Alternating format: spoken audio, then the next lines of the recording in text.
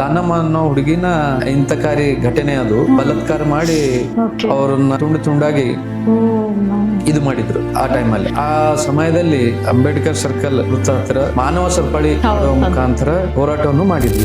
ನೀವ್ ಈ ರೀತಿ ಮಾಡಿದ್ರಿ ಅಂತ ನಿಮ್ಗೆ ಆಮೇಲೆ ಕರೆಗಳು ಬರೋದು, ಏನಾದ್ರೂ ಧಮ್ಕಿ ಕಾಲ್ಸ್ ಬರೋದು, ಈ ರೀತಿ ಏನಾದ್ರು ಬರೀ ರೋಡ್ ಮೇಲೆ ನೀವು ನನ್ ಕಾಣಿಸ್ಲಿಲ್ಲ ಅರಿನೇ ಹೊಡಿಸ್ತೀನಿ ಅನ್ನೋದು ಫೋನಲ್ಲೆಲ್ಲ ಆಗಿದೆ. ಡಿಜಿಟಲ್ ಯುಗದಲ್ಲಿ ಸರ್ ಗ್ರಾಮೀಣ ಭಾಗಗಳಿರ್ತಾವ. ಸೊ ಆ ಗ್ರಾಮೀಣ ಭಾಗಗಳಲ್ಲಿ ಈ ಡಿಜಿಟಲ್ ಯುಗದಲ್ಲಿ ಸೊ ಯಾವ ರೀತಿ ಇಂತ ವಿಷಯಗಳನ್ನ ಅವ್ರಿಗೆ ತಲುಪಿಸ್ತಾ ಇದ್ದೀರಿ ಸರ್? ಬೀದರ್ ಜಿಲ್ಲೆಯಲ್ಲಿ ಕೆಲವೊಂದು ತಾಲೂಕುಗಳಲ್ಲಿ ಇನ್ನೂ ಬಸ್ ಪಾಸ್ ಫ್ರೀ ಅಂತ ಬರುತ್ತೆ. ಹೌದು, ಇವತ್ತು ಅವ್ರ ಮಕ್ಕಳು PUC ಪಾಸ್ ಆದ ತಕ್ಷಣ ಯಾವ್ದೋ ಒಂದು ಗೌರ್ಮೆಂಟ್ ಜಾಬ್ ಬಿಟ್ಟಿದಾರೆ ಬರುತ್ತೆ. ಅಂತದೆಲ್ಲ ಅವ್ರಿಗೆ ಅರಿವು ಮೂಡಿಸ್ಬೇಕಲ್ಲ, ಸೊ ಅವ್ರಿಗೆ ಗೊತ್ತಾಗಲ್ಲ. ಅಂತ ಸಮಯದಲ್ಲಿ ನಮ್ಮಂತ ಯಂಗ್ಸ್ಟರ್ಸ್ ಏನ್ ಕಾರ್ಯಕರ್ತರು ನಮ್ದು ಇದಾರ, ಒಂದು ಟೀಮ್ ವರ್ಕ್ ಮಾಡಿ ಅದೇ ಊರಲ್ಲಿ ಒಂದ್ 5 ಜನ ಟೀಮ್ ವರ್ಕ್ ಮಾಡಿ ಈ ತರ ಸವಲತ್ತುಗಳಿದೆ ನೀವು ಮಾಡ್ತೀರಾ ಅಂದ್ರೆ ಹೇಳಿ, ನಿಮ್ದು ಏನ್ ದಾಖಲಾತಿಗಳಿದ್ರೆ ಕೊಡ್ರಿ ಮಾಡಿಸ್ಕೊಡ್ತೀವಿ. ಕಾರ್ಯಕರ್ತರ ಮುಖಾಂತರ ಹೋಗಿ ಅವ್ರಿಗೆ ಹೆಲ್ಪ್ ಮಾಡೋಂಥದ್ದು ಮಾಡ್ತಾ ಇದೀವಿ. ನಮ್ಮ ಸ್ವಾಮಿ ವಿವೇಕಾನಂದರು ಹೇಳ್ತಾರೆ, ಆಡಳಿತಗಾರನಾಗಿ ಆಗಲು ಪ್ರಯತ್ನಿಸಬೇಡಿ, ಜನರಿಗೆ ಉತ್ತಮ ಸೇವೆ ಸಲ್ಲಿಸಿ ಸೇವಕರಾಗಲು ಪ್ರಯತ್ನಿಸಿ ಅಂತ ನಮ್ಮ ಸ್ವಾಮಿ ವಿವೇಕಾನಂದರು ಹೇಳ್ತಾರೆ. ಸೊ ಇವತ್ತಿನ ದಿವಸ ಮತ್ತೊಮ್ಮೆ ನಾವು ತಮ್ಮೆಲ್ಲರಿಗೂ ನಮ್ಮ ಅಚಿವರ್ ಪಾಡ್ಕಾಸ್ಟ್ಗೆ ಸ್ವಾಗತಿಸುತ್ತೀವಿ. ಅದೇ ರೀತಿಯಾಗಿ ಜನರ ಸೇವಕ ನಮ್ಮ ಬೀದರ್ನ ಹೆಮ್ಮೆಯ ಪುತ್ರರಾದಂತಹ ಭರತ್ ಕಾಂಬ್ಳೆ ಸರ್ ಇವತ್ತು ನಮ್ಮೊಂದಿಗಿದ್ದಾರೆ. ಸೊ ಅವರಿಗೆ ನಮ್ಮ ಅಚಿವರ್ ಪಾಡ್ಕಾಸ್ಟ್ಗೆ ಸ್ವಾಗತವನ್ನ ಕೋರೋಣ. ಸೊ ಅನಂತ ಸ್ವಾಗತಗಳು ಸರ್. ಇವತ್ತು ನೀವು ನಮ್ಮ ಅಚಿವರ್ ಪಾಡ್ಕಾಸ್ಟ್ಗೆ ನಿಮ್ಮ ಒಂದು ಉತ್ಪೂದಕವಾದ ಸಮಯವನ್ನ ಕೊಟ್ರಿ. ಸೊ ಇವತ್ತಿನ ದಿವಸ ನೋಡ್ಬೇಕಂತಂದ್ರೆ ನಿಮ್ಮಂತಹ ಹೆಮ್ಮೆಯ ಸಮಾಜ ಸೇವಕರು ಸಿಗೋದು ತುಂಬಾ ಕಡಿಮೆ. ಅದು ಕೂಡ ಇಷ್ಟು ಚಿಕ್ಕ ವಯಸ್ಸಿನಲ್ಲಿ ನಮ್ಮ ಸಮಾಜ ಸೇವೆಗೆ ನೀವು ಇಳಿದಿದ್ದೀರಾ ಅಂತಂದ್ರೆ ಅದು ಏನು ಒಂದು ತುಂಬಾನೇ ನಮ್ಗೆ ಗೌರವ ಕೊಡುವಂತಹ ವಿಷಯವಾಗಿದೆ. ಸೊ ಅದೇ ರೀತಿಯಾಗಿ ನೀವು ನಮ್ಮ ಆಲ್ ಇಂಡಿಯಾ ಪ್ಯಾಂಥರ್ ಪ್ರೆಸಿಡೆಂಟ್ ಕೂಡ ಇದ್ದೀರಾ. ಅದೇ ರೀತಿಯಾಗಿ ನೀವು ನಿಮ್ಮ ಒಂದು ದಿನಪತ್ರಿಕೆಯು ಕೂಡ ಇದೆ ಸರ್. ಸೊ ಇವತ್ತಿನ ದಿವಸ ನಾವು ಸುಮಾರು ವಿಷಯಗಳನ್ನ ನಿಮ್ಮೊಂದಿಗೆ ಚರ್ಚಿಸಬೇಕು, ತಿಳಿದುಕೊಳ್ಬೇಕು. ಯಾಕಂದ್ರೆ ಇವತ್ತಿನ ಯುವಕರಿಗೆ ಯಾವ ರೀತಿ ಸುಮಾರು ಜನರು ನಾವು ಸಮಾಜ ಸೇವೆ ಮಾಡಬೇಕು ಅಂತ ಇಳಿತಿದ್ದಾರೆ. ಅದೇ ರೀತಿಯಾಗಿ ಸುಮಾರು ಯುವಕರು ನಾವು ಪಾಲಿಟಿಕ್ಸ್ ನಲ್ಲಿ ಮಾಡಬೇಕು ಅಂತ ಅವ್ರದ್ದು ಕನಸಾಗಿದೆ. ಸ್ವಲ್ಪ ಜನರು ಅದನ್ನ ಗಳಿಕೆಯ ಕೆಲಸ ಅಂತ ಮಾಡ್ಕೋತಾ ಇದ್ದಾರೆ. ಸ್ವಲ್ಪ ಜನ ನಾನು ನಿಜವಾಗ್ಲೂ ಸಮಾಜ ಸೇವಕನಾಗಿ ಇರ್ಬೇಕು ಅಂತ ನಿಮ್ ರೀತಿ ಇರ್ಬೇಕು ಅಂತ ಅನ್ಕೋತಾ ಇದ್ದಾರೆ.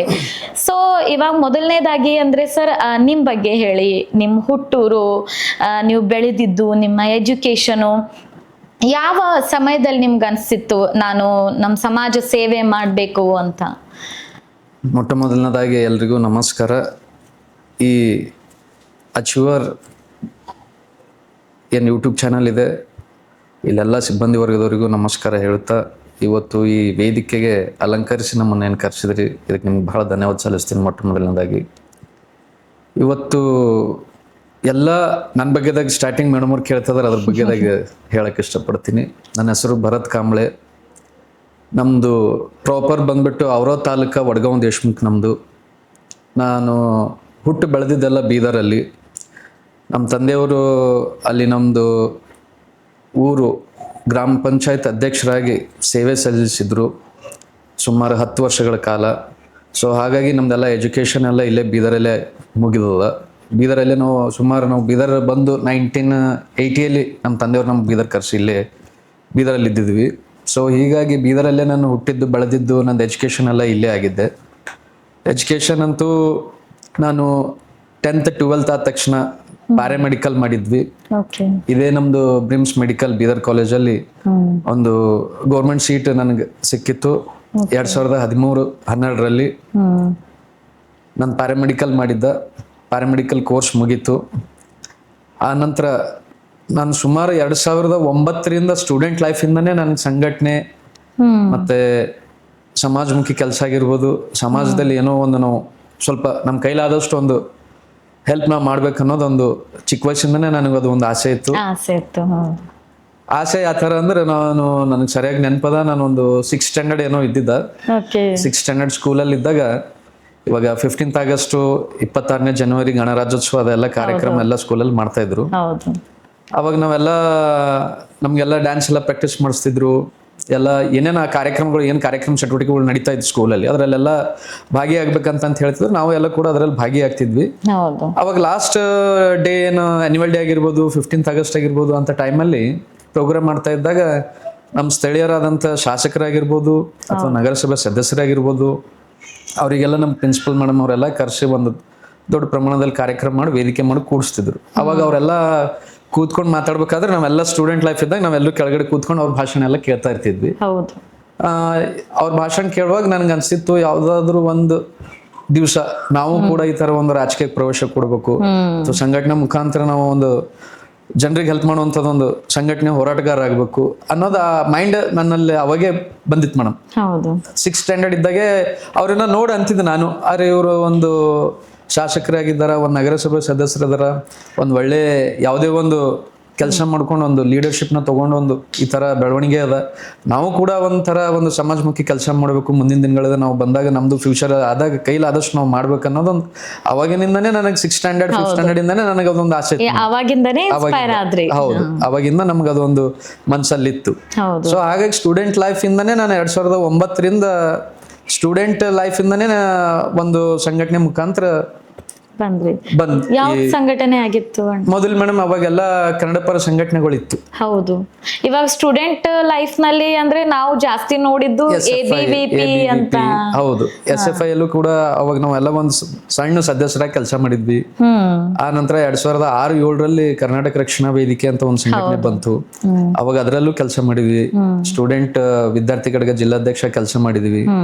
ಆ ನಂತರ 2011ರಲ್ಲಿ ಸಂಘಟನೆ ಮುಖಾಂತರ ನಮ್ದೇನು ಹೋರಾಟಗಳ ಮುಖಾಂತರ ಆಗಿರ್ಬೋದು, ಸಂಘಟನೆ ಮುಖಾಂತರ ನಾವು ಏನೇನು ಕೆಲಸ ಮಾಡ್ಬೇಕು ಅದನ್ನ ಮಾಡ್ಕೊಂಡು 2015-16ರಲ್ಲಿ ನಾನು ಒಂದು ಸ್ವತಃ ಸಂಘಟನೆ ಜಿಲ್ಲಾಧ್ಯಕ್ಷಕ್ಕೆ ಕೆಲಸ ಮಾಡ್ಲಿಕ್ಕೆ ಸ್ಟಾರ್ಟ್ ಮಾಡಿದ್ವಿ ಮೇಡಮ್. ಮುಂಚೆ ನಾವೆಲ್ಲರೂ ಎಲ್ಲ ಸ್ಥಳೀಯರೆಲ್ಲ ನಾಯಕರೆಲ್ಲ ಸೇರಿಸಿ ಅವಾಗ ಒಂದು ಸಂಘಟನೆ ಇತ್ತು. ಆ ಸಂಘಟನೆಯಲ್ಲಿ ನಾವು ವಿದ್ಯಾರ್ಥಿ ಘಟಕ ಜಿಲ್ಲಾಧ್ಯಕ್ಷ ಕೆಲಸ ಮಾಡಿದ್ದ. 2015-16 ಇಸ್ವಿಯಲ್ಲಿ ನಾನೇ ಒಂದು ರಾಜ್ಯದಾದಂತ ಒಂದು ಕರ್ನಾಟಕ ರಕ್ಷಣಾ ವೇದಿಕೆ ಯುವ ಸೇನೆ ಅಂತ ಒಂದು ಸಂಘಟನೆ ಇತ್ತು. ನಮ್ದು ಹರೀಶ್ ಅಂತ ರಾಜ್ಯಾಧ್ಯಕ್ಷರಿದ್ರು. ಅವ್ರು ನಾವು ಮಾಡುವಂತ ಎಲ್ಲಾ ಕಾರ್ಯಗಳನ್ನು ನೋಡಿ ಫೇಸ್ಬುಕ್ ಮುಖಾಂತರ ನೋಡಿ ಅವರೇ ನನ್ನ ಕರೆ ಮಾಡಿ, ಬೀದರ್ ಜಿಲ್ಲೆಯಲ್ಲಿ ತುಂಬಾ ಆಕ್ಟಿವ್ ಆಗಿದ್ದೀರಾ, ನಿಮ್ ಜೊತೆ ಎಲ್ಲ ಯೂತ್ಸ್ ಇದೆ, ನಿಮ್ಮಂತ ಹೋರಾಟಗಾರರು ನಮಗ್ ಬೇಕು, ಈ ರಾಜ್ಯಕ್ಕೆ ತುಂಬಾ ಎಲ್ಲಾ ಜಿಲ್ಲೆಯಲ್ಲೂ ನಿಮ್ಮಂತ ಒಂದೊಂದು ಯುವ ಶಕ್ತಿ ನಮ್ ಜೊತೆ ಇದ್ರೆ ಇಡೀ ರಾಜ್ಯನ ನಾಡು ನುಡಿ ಜಲಕ್ಕಾಗಿ ನಾವು ಹೋರಾಟ ಮಾಡ್ಲಕ್ ನಮ್ಗೆ ಇನ್ನೊಂದು ಶಕ್ತಿ ಬರ್ತದ ಅಂತ ಹೇಳಿ ಫೇಸ್ಬುಕ್ ಅಲ್ಲೆಲ್ಲ ನಾ ಮಾಡಿರುವಂತ ಎಲ್ಲಾ ಹೋರಾಟಗಳು ನೋಡ್ಕೊಂಡು ಅವ್ರು ನನ್ನ ಫೋನಿನ ಮುಖಾಂತರ ಕರೆ ಮಾಡಿದ್ರು. ಕರೆ ಮಾಡಿದಾಗ ಬೆಂಗಳೂರಿಗೆ ಒಂದ್ ದಿವಸ ಬನ್ನಿ ನಿಮ್ ಜೊತೆ ಮಾತಾಡ್ಬೇಕು, ಭೇಟಿ ಆಗ್ಬೇಕು ಅಂತ ಹೇಳಿದ್ರು. ಅದಾದ ಬಳಿಕ ಒಂದು 15-20 ದಿವಸ ನಂತರ ನಾನು ಬೆಂಗಳೂರು ಹೋಗಿದ್ದ. ಬೆಂಗಳೂರು ಹೋಗಿ ಅವ್ರನ್ನ ಭೇಟಿ ಆದ ಮೆಜೆಸ್ಟಿಕ್ ಅಲ್ಲಿ ಮೊಟ್ಟ ಮೊದಲನೇದಾಗಿ ಕಾಂಶಿಕ್ ಹೋಟೆಲ್ ಅಂತಿದೆ, ಅಲ್ಲಿ ಭೇಟಿ ಆದ್ವಿ.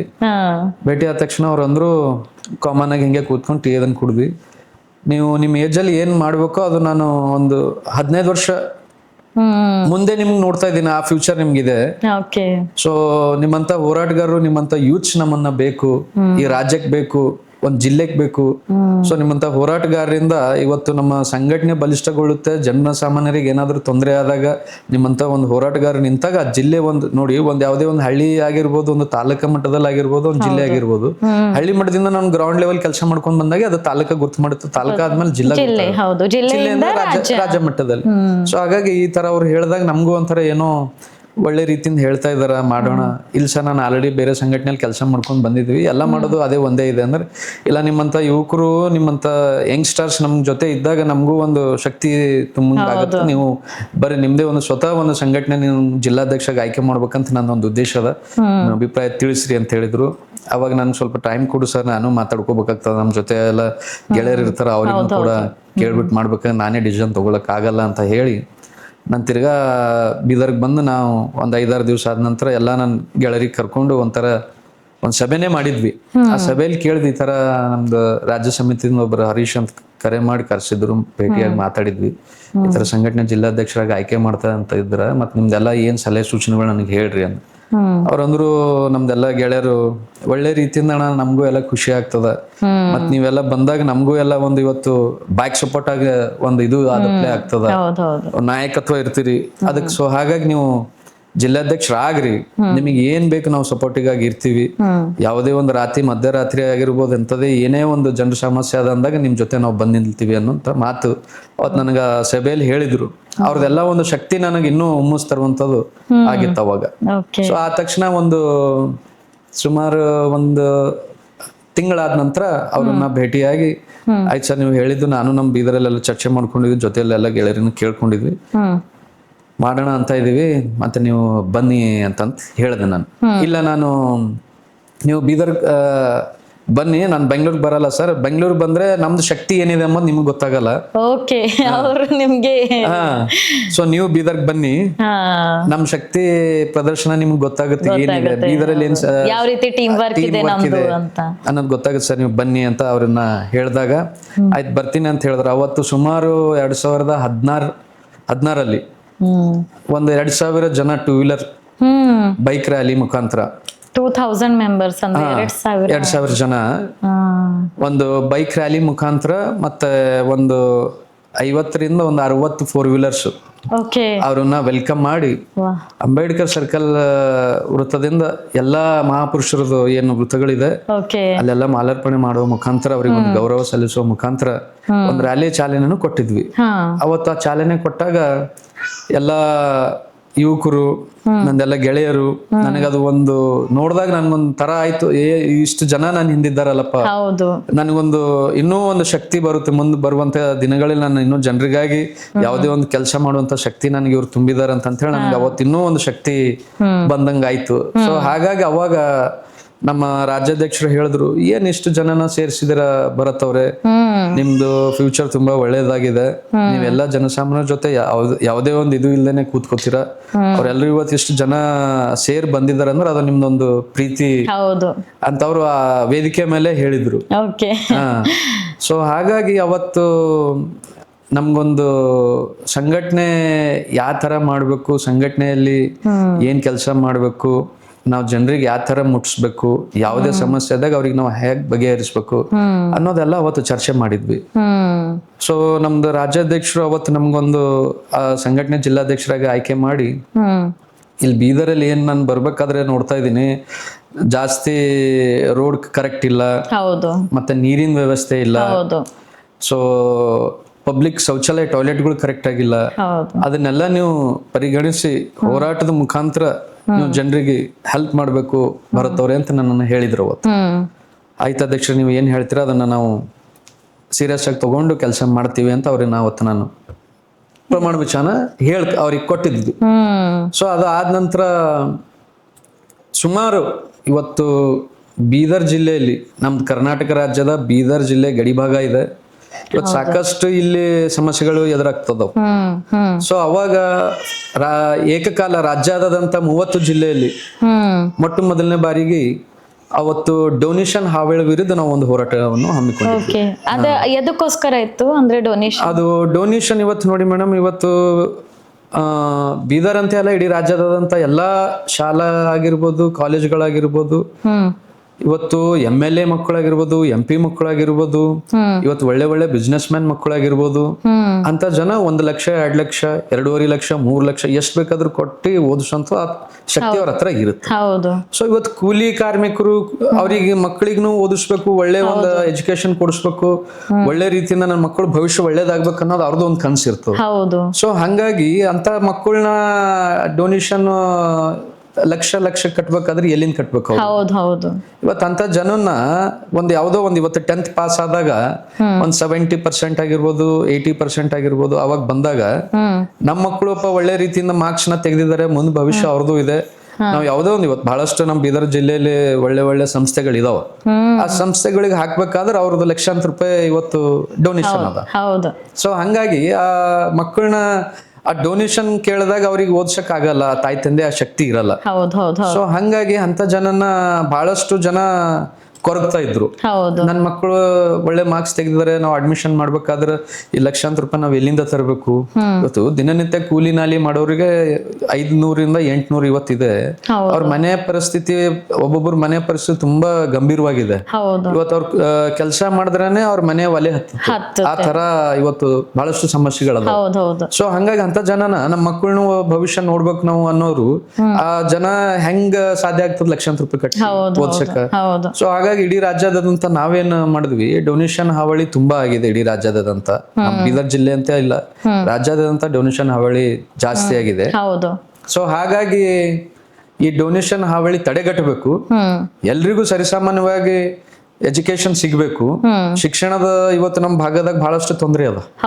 ಗಡಿ ಭಾಗದಾಗ ಶಿಕ್ಷಣಕ್ಕೆ ನಮ್ಗೆ ಜಾಸ್ತಿ ಇಲ್ಲಿ ಇದು ಸಿಗ್ತಾ ಇಲ್ಲ. ಸೊ ಹಾಗಾಗಿ ನಾವೇನ್ ಮಾಡಿದ್ವಿ, ಕರ್ನಾಟಕ ರಾಜ್ಯದ ಎಲ್ಲಾ ಜಿಲ್ಲೆಯಲ್ಲೂ ಏಕಕಾಲಕ್ಕಾಗಿ ಒಂದು ಡೊನೇಷನ್ ಹಾವಳಿ ವಿರುದ್ಧ ಒಂದು ಬೃಹತ್ ಪ್ರತಿಭಟನೆಯನ್ನು ಹಮ್ಮಿಕೊಂಡಿದ್ವಿ.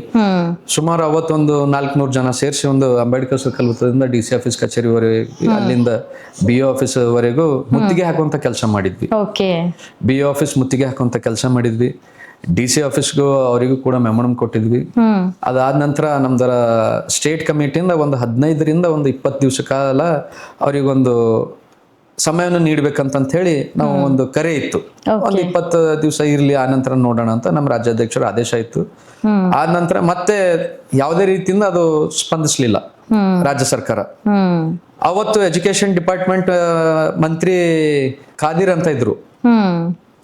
ಅವತ್ತು ಕರ್ನಾಟಕ ರಾಜ್ಯದ ಎಲ್ಲಾ ಜಿಲ್ಲಾ ಕೇಂದ್ರಗಳಲ್ಲೂ ಮತ್ತೊಮ್ಮೆ ಕರೆ ಕೊಟ್ರು, ನೀವು ಎಲ್ಲಾ ಮಕ್ಕಳಿಗೆ ನೀವು ಡೊನೇಷನ್ ಜಾಸ್ತಿ ಮಾಡ್ತಿದಾರ, ಯಾವ ರೀತಿಯಿಂದ ನಮ್ಮ ಮಕ್ಕಳು ಓದ್ಬೇಕು, ಡೊನೇಷನ್ ಹಾವಳಿ ತಡೆಗಟ್ರಿ ಅಂತ ಹೇಳಿ ನಾವು ಮೊಟ್ಟ ಮೊದಲನೇದಾಗಿ ಏನು ಹೋರಾಟ ಮಾಡಿದ್ವಿ. ನೀವು ಯಾವುದೇ ರೀತಿಯಿಂದ ನಮ್ಗೆ ಸ್ಪಂದಿಸಿಲ್ಲ. ಅದಕ್ಕೆ ನಾವು ಏನದ ಅಂದ್ರೆ ನಾವು ಮಂತ್ರಿ ಮನೆಗೆ ನುಗ್ಗಿ ಧ್ವಂಸಗೊಳಿಸ್ತೀವಿ ಅಂತ ಕರೆ ಕೊಟ್ಟಿದ್ರು. ಕರ್ನಾಟಕ ರಾಜ್ಯದ ಮಂತ್ರಿ ಮನೆ, ಏನ್ ನಮ್ದು ಎಜುಕೇಶನ್ ಡಿಪಾರ್ಟ್ಮೆಂಟ್ ಮಂತ್ರಿ ಇದ್ರು, ಅವ್ರ ಮನೆಗೆ ನುಗ್ಗಿ ನಾವು ಧ್ವಂಸಗೊಳಿಸ್ತೀವಿ ಅಂತ ಅವತ್ತು ಕರೆ ಕೊಟ್ಟಿದ್ರು. ಅವತ್ತು ನಮ್ ರಾಜ್ಯಾಧ್ಯಕ್ಷರ ಜೊತೆ ಸುಮಾರು ಒಂದು 100 ಜನ ಸೇರಿ ಬೆಂಗಳೂರಲ್ಲಿ ಅವ್ರ ಮನೆನ ಹತ್ರ ಹೋಗಿ ಹೋರಾಟದ ಮುಖಾಂತರ ನಾವು ಎಲ್ಲ ಒಂದು ಸುಮಾರು ಅವತ್ತು 1000 ಜನ ಸೇರಿದ್ರು. 1000 ಜನರಲ್ಲಿ ಒಂದು 100 ಜನನ ಮನೆಯಲ್ಲಿ ನುಗ್ಗಿ, ಮನೆಯಲ್ಲಿ ಇರುವಂತ ಎಲ್ಲ ಔಟ್ಸೈಡ್ ಏನ್ ಹೊರಗಡೆ ಏನ ಪಾಟ್ ಇಕ್ತಾರ, ಫ್ಲವರ್ ಸ್ಪಾಟ್, ಅದೆಲ್ಲ ಹೊಡೆದ್ರು, ಅದೆಲ್ಲ ಧ್ವಂಸಗೊಳಿಸಿದ್ರು. ಇವತ್ತು ಸುಮಾರು ಒಂದು 100 ಜನರಲ್ಲಿ ಒಂದು 80 ಜನರಿಗೆ ಅರೆಸ್ಟ್ ಮಾಡಿದ್ರು ಅವತ್ತಿನ ಕಾಲ. ಅಂದ್ರೆ ನಿಮ್ ಸಂಘಟನೆಯಿಂದ ಅರೆಸ್ಟ್ ಮಾಡಿದ್ರು. 4-5 ದಿವಸ ಒಳಗಡೆ ಇದ್ರು, ಬೇಲ್ ಮುಖಾಂತರ ಹೊರಗಡೆ ಬಂದ್ರು. ಸೊ ಆದ ನಂತರ ಡೊನೇಷನ್ ಹಾವಳಿ ಸ್ವಲ್ಪ ತಡೆಗಟ್ಟಂತ ರಾಜ್ಯ ಸರ್ಕಾರ ಮಾಡಿತ್ತು ಅವಾಗ. ಸೊ ಈ ತರ ಹೋರಾಟಗಳ ಮುಖಾಂತರ ನಾವು ಏನು ಶಿಕ್ಷಣ ಆಗಿರ್ಬೋದು, ಮತ್ತೆ ಯಾವುದೇ ರೀತಿಯಿಂದ ಕೂಲಿ ಕಾರ್ಮಿಕರು ಏನಾದ್ರೂ ಅನ್ಯಾಯದಾಗ ಹೋರಾಟ ಮಾಡೋ ಅವ್ರಿಗೆ ಒಂದು ನ್ಯಾಯ ದೊರಕಿಸ್ಕೊಡುವಂತ ಕೆಲಸ ಆಗಿರ್ಬೋದು, ಸಂಘಟನೆ ಮುಖಾಂತರ ಮಾಡಿದ್ವಿ. ಆ ನಂತರ ಒಂದು ದಾನಮ್ಮ ಅನ್ನೋದು ಒಂದು ಹೆಣ್ಮಗಳದ್ದು ಭಾಲ್ಕಿ ತಾಲೂಕದಲ್ಲಿ ಒಂದು ಹತ್ಯೆ ಆಗಿತ್ತು ಅವಾಗ. ದಾನಮ್ಮ ಅಂತ ಅದು ದಾನಮ್ಮ ಅನ್ನೋ ಹುಡುಗಿನ ಒಂದು ಇಂತಕಾರಿ ಘಟನೆ, ಅದು ಬಲಾತ್ಕಾರ ಮಾಡಿ ಅವ್ರನ್ನ ತುಂಡು ತುಂಡಾಗಿ ಇದು ಮಾಡಿದ್ರು ಆ ಟೈಮಲ್ಲಿ. ಅದು ಆ ಸಮಯದಲ್ಲಿ ಮೊಟ್ಟ ಮೊದಲನೇದಾಗಿ ಬೀದರ್ ಜಿಲ್ಲೆಯಲ್ಲಿ ಅಂಬೇಡ್ಕರ್ ಸರ್ಕಲ್ ವೃತ್ತ ಹತ್ರ ಮಾನವ ಸರಪಳಿ ಮಾಡುವ ಮುಖಾಂತರ ಹೋರಾಟವನ್ನು ಮಾಡಿದ್ವಿ. ಜಿಲ್ಲಾಡಳಿತಕ್ಕೆ ಅದು ಗಮನ ತರುವಂತದ್ದು ಕೆಲಸ ಕೂಡ ಮಾಡಿದ್ವಿ. ಅವತ್ತು ಆ ತಾಯಿ, ತಂದೆ, ಅವ್ರ ಅಣ್ಣ ತಮ್ಮ ಎಲ್ಲರೂ ನಮ್ದು ಇದ್ರಲ್ಲಿ ಭಾಗಿಯಾಗಿದ್ರು. ಆ ತಾಯಿ ಕಣ್ಣೀರಿಟ್ಟು ಹೇಳ್ತಾ ಇದ್ಲು, ಯಾವುದೇ ರೀತಿಯಿಂದ ನಮಗ್ ಸ್ಪಂದಿಸಿಲ್ಲ. ಇವತ್ತು ನಮ್ಗೆಲ್ಲ ಬಹಳಷ್ಟು ನೋವಾಗಿದೆ. ಆ ಹೆಣ್ಮಗಳು ಇವತ್ತು ಕಷ್ಟಪಟ್ಟಂತದ ಅದು ಏನದ, ಆಕಿಂದ ಎಜುಕೇಶನ್ ಆಗಿರ್ಬೋದು, ಆಕಿ ಏನ್ ಕಷ್ಟಪಟ್ಟು ಓದ್ಲತ್ತಾಳ ಅಂತದ ಮೀರಿ ನಮ್ಮ ಮಕ್ಕಳನ್ನ ನಾವ್ ಏನೋ ಮಾಡ್ಬೇಕಂತ ಆಸೆ ಇಟ್ಕೊಂಡಿದ್ವಿ. ಇವತ್ತು ಚಿಗುರುವಂತ ಹೂವನ್ನ ಚೂಂಟ್ ಹಾಕಿದ್ದಾರೆ. ಸೊ ಹೀಗಾಗಿ ನಮ್ಗೆಲ್ಲ ಬಹಳಷ್ಟು ನೋವಾಗಿದೆ ಅಂತ ಹೇಳಿದಾಗ ಅವರಿಗೆ ಒಂದು ನ್ಯಾಯ ದೊರಕಿಸ್ಕೊಡುವಂತ ಕೆಲಸನೂ ಮಾಡಿದ್ವಿ. ಅವತ್ತು SP ಅವ್ರನ್ನ ಭೇಟಿಯಾಗಿ ಒಂದು DC ಅವ್ರಿಗೆ ಮೆಮೊರಂ ಕೊಟ್ಟು, ಈ ತರ ಆಗ್ಯದ, ಅವ್ರು ಯಾರೇ ಇರ್ಲಿ, ಅವ್ರ ಹಿಂದೆ ಯಾರೇ ಇದ್ರು ಕೂಡ ಅವ್ರಿಗೆ ಅರೆಸ್ಟ್ ಮಾಡ್ಬೇಕು, ಏನ್ ಕಾನೂನಿಕವಾಗಿ ಅವ್ರನ್ನ ಶಿಕ್ಷೆ ಕೊಡಿಸ್ಬೇಕು ಅಂತ ಹೇಳಿ ಅವತ್ತು ಕೂಡ ಹೋರಾಟ ಮಾಡಿದ್ವಿ ಮೇಡಮ್. ಸೊ ನ್ಯಾಯ ದೊರಕತ್ ಸರ್? ಆಯ್ತು ಮೇಡಮ್, ಅವ್ರನ್ನ ಅರೆಸ್ಟ್ ಮಾಡಿದ್ರು. ಸ್ಥಳೀಯ ಶಾಸಕರು ಎಲ್ಲ ಅವ್ರನ್ನ ಭೇಟಿಯಾಗಿ ಅವ್ರಿಗೆ ಏನ್ ಮೂಲಭೂತ ಸೌಕರ್ಯಗಳನ್ನು ಮಾಡ್ಬೇಕು ಅದು ಮಾಡ್ಕೊಟ್ರು. ಮಾಡ್ಕೊಟ್ರು. ಸೊ ನೋಡಿ ಸರ್, ಇವಾಗ ನೀವು ಸಂಘಟನೆಯಲ್ಲಿ ಬಂದ್ಮೇಲೆ ಅಂದ್ರೆ ಇದು ನಿಮ್ಮ ಕರ್ನಾಟಕ ರಕ್ಷಣಾ ವೇದಿಕೆ ಸಂಘಟನೆ ನೀವು ಶುರು ಮಾಡಿದ್ಮೇಲೆ ಇಷ್ಟೊಂದೆಲ್ಲ ನೀವು ಸಮಾಜ ಸೇವೆ ಮಾಡಿದ್ರಿ. ಹೌದು. ಇವಾಗ ಈ ಒಂದು ಲೈಫ್ ನಲ್ಲಿ ನೀವು ಎಂಟರ್ ಆಗ್ಬೇಕಾದ್ರೆ ನಿಮ್ಮ ಸಂಘಟನೆ ಇದ್ರೆಲ್ಲ ಅದರಲ್ಲಿ ನಿಮ್ಮ ಮನೆಯವ್ರದ್ದು ರಿಯಾಕ್ಷನ್ ಯಾವ ರೀತಿ ಇತ್ತು? ಅಪ್ಪ ಅಮ್ಮ ಅದೇ ರೀತಿಯಾಗಿ ನಿಮ್ಮ ಪಾರ್ಟ್ನರ್ ಅವರು ಯಾವ ರೀತಿ ಬೆಂಬಲ ಕೊಟ್ಟಿದ್ರು? ಮೊದಲನೇದಾಗಿ ಈ ರೀತಿ ಸಂಘಟನೆ ಮಾಡ್ತಾ ಇದ್ದೀವಿ ಅಂದ್ರೆ ಪೇರೆಂಟ್ಸ್ ರಿಯಾಕ್ಷನ್, ನಿಮ್ಮ ಪಾರ್ಟ್ನರ್ ರಿಯಾಕ್ಷನ್ ಯಾವ ರೀತಿಯಾಗಿತ್ತು? ನಾವು ಸಂಘಟನೆ ಮಾಡ್ಬೇಕಾದಾಗ ನಮ್ಮ ತಂದೆಯವರು ಹೇಳಿದ್ರು, ನೀನ್ ಸಂಘಟನೆ ಮಾಡ್ತಾ ಇದೀಯ ಮಾಡು, ನಾನು ಬೇಡ ಅಂತ ಇಲ್ಲ, ಬಟ್ ನಿನ್ನಿಂದ ಒಂದು 100 ಜನಕ್ಕೆ ಒಳ್ಳೇದಾಗ್ಬೇಕು, 100 ಜನರಲ್ಲಿ ಒಬ್ರು ನಿನ್ನಿಂದ ಕಣ್ಣೀರ್ ಹಾಕಂತ ಕೆಲಸ ಆಗ್ಬಾರ್ದು ಅಂತದಿದ್ದಾಗ ಮಾತ್ರ ನಿನ್ ಸಂಘಟನೆಯಲ್ಲಿ ಕಾಲಿಡು, ಸಮಾಜ ಸೇವೆ ಮಾಡ್ಲಕ್ ಕಾಲಿಡು. ಸದಾ ನಿನ್ ಜೊತೆ ನಾವ್ ಇದೀವಿ, ನಮ್ದು ಕೂಡ ಬೆಂಬಲ ಇದೆ.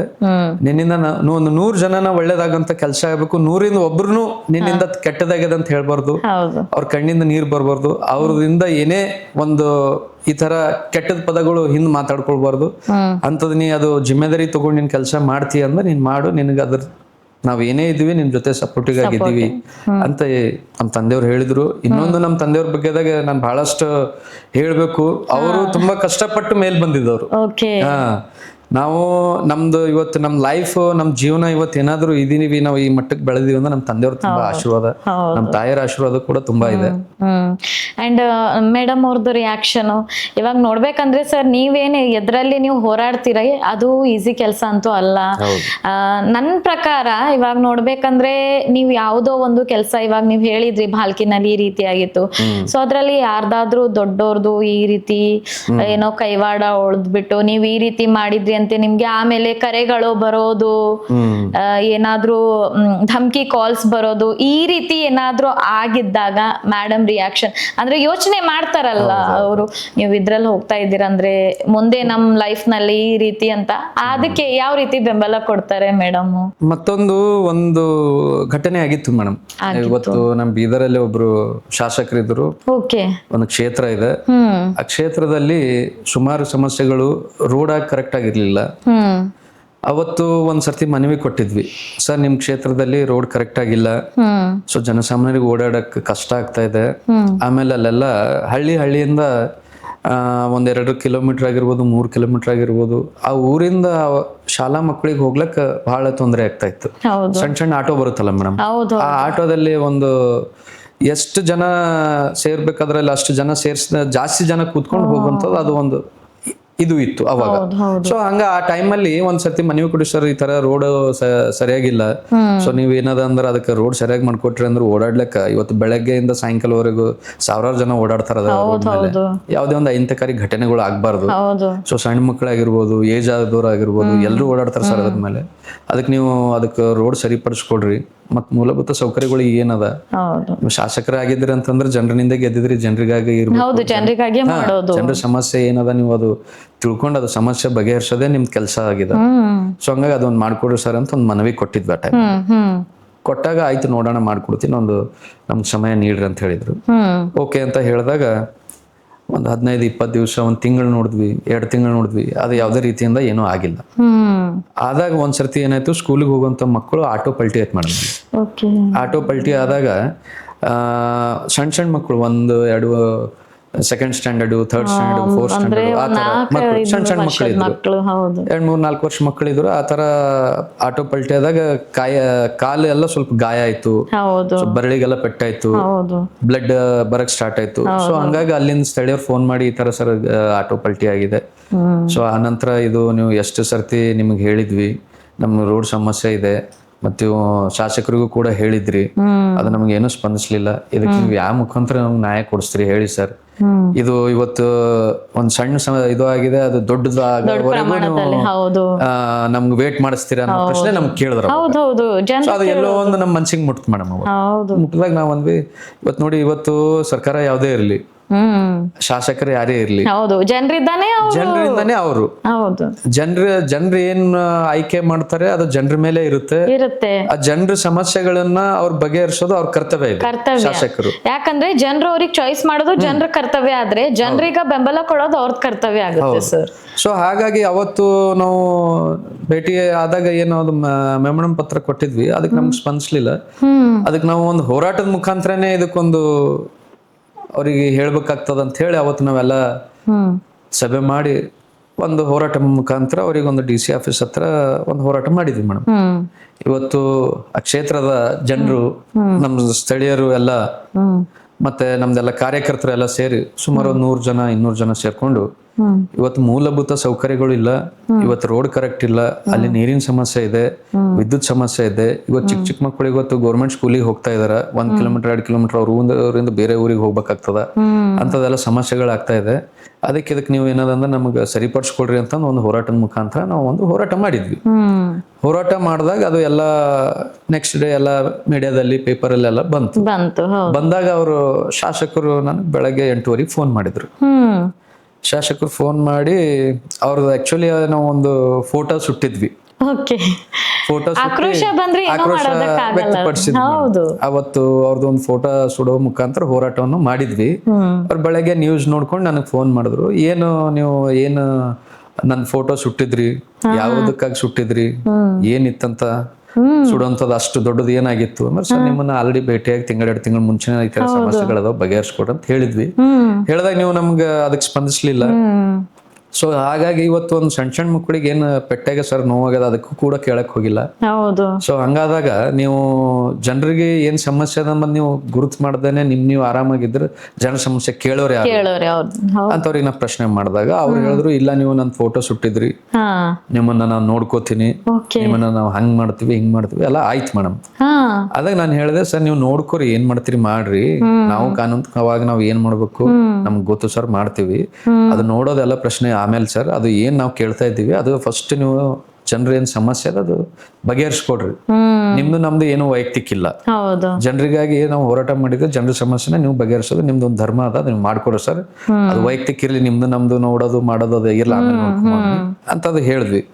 ಹೇಳಾದಾಗ ಮತ್ತೆ ನನಗೆ ಕಂಟಿನ್ಯೂ ಕಾಲ್ಸ್ ಚಾಲು ಅದ ಮೇಡಮ್. ಮಧ್ಯಾಹ್ನ 11:30 ಆದ ನಂತರ ಮಧ್ಯಾಹ್ನ ಫೋನ್ ಕಾಲ್ಸ್ ಕಂಟಿನ್ಯೂ.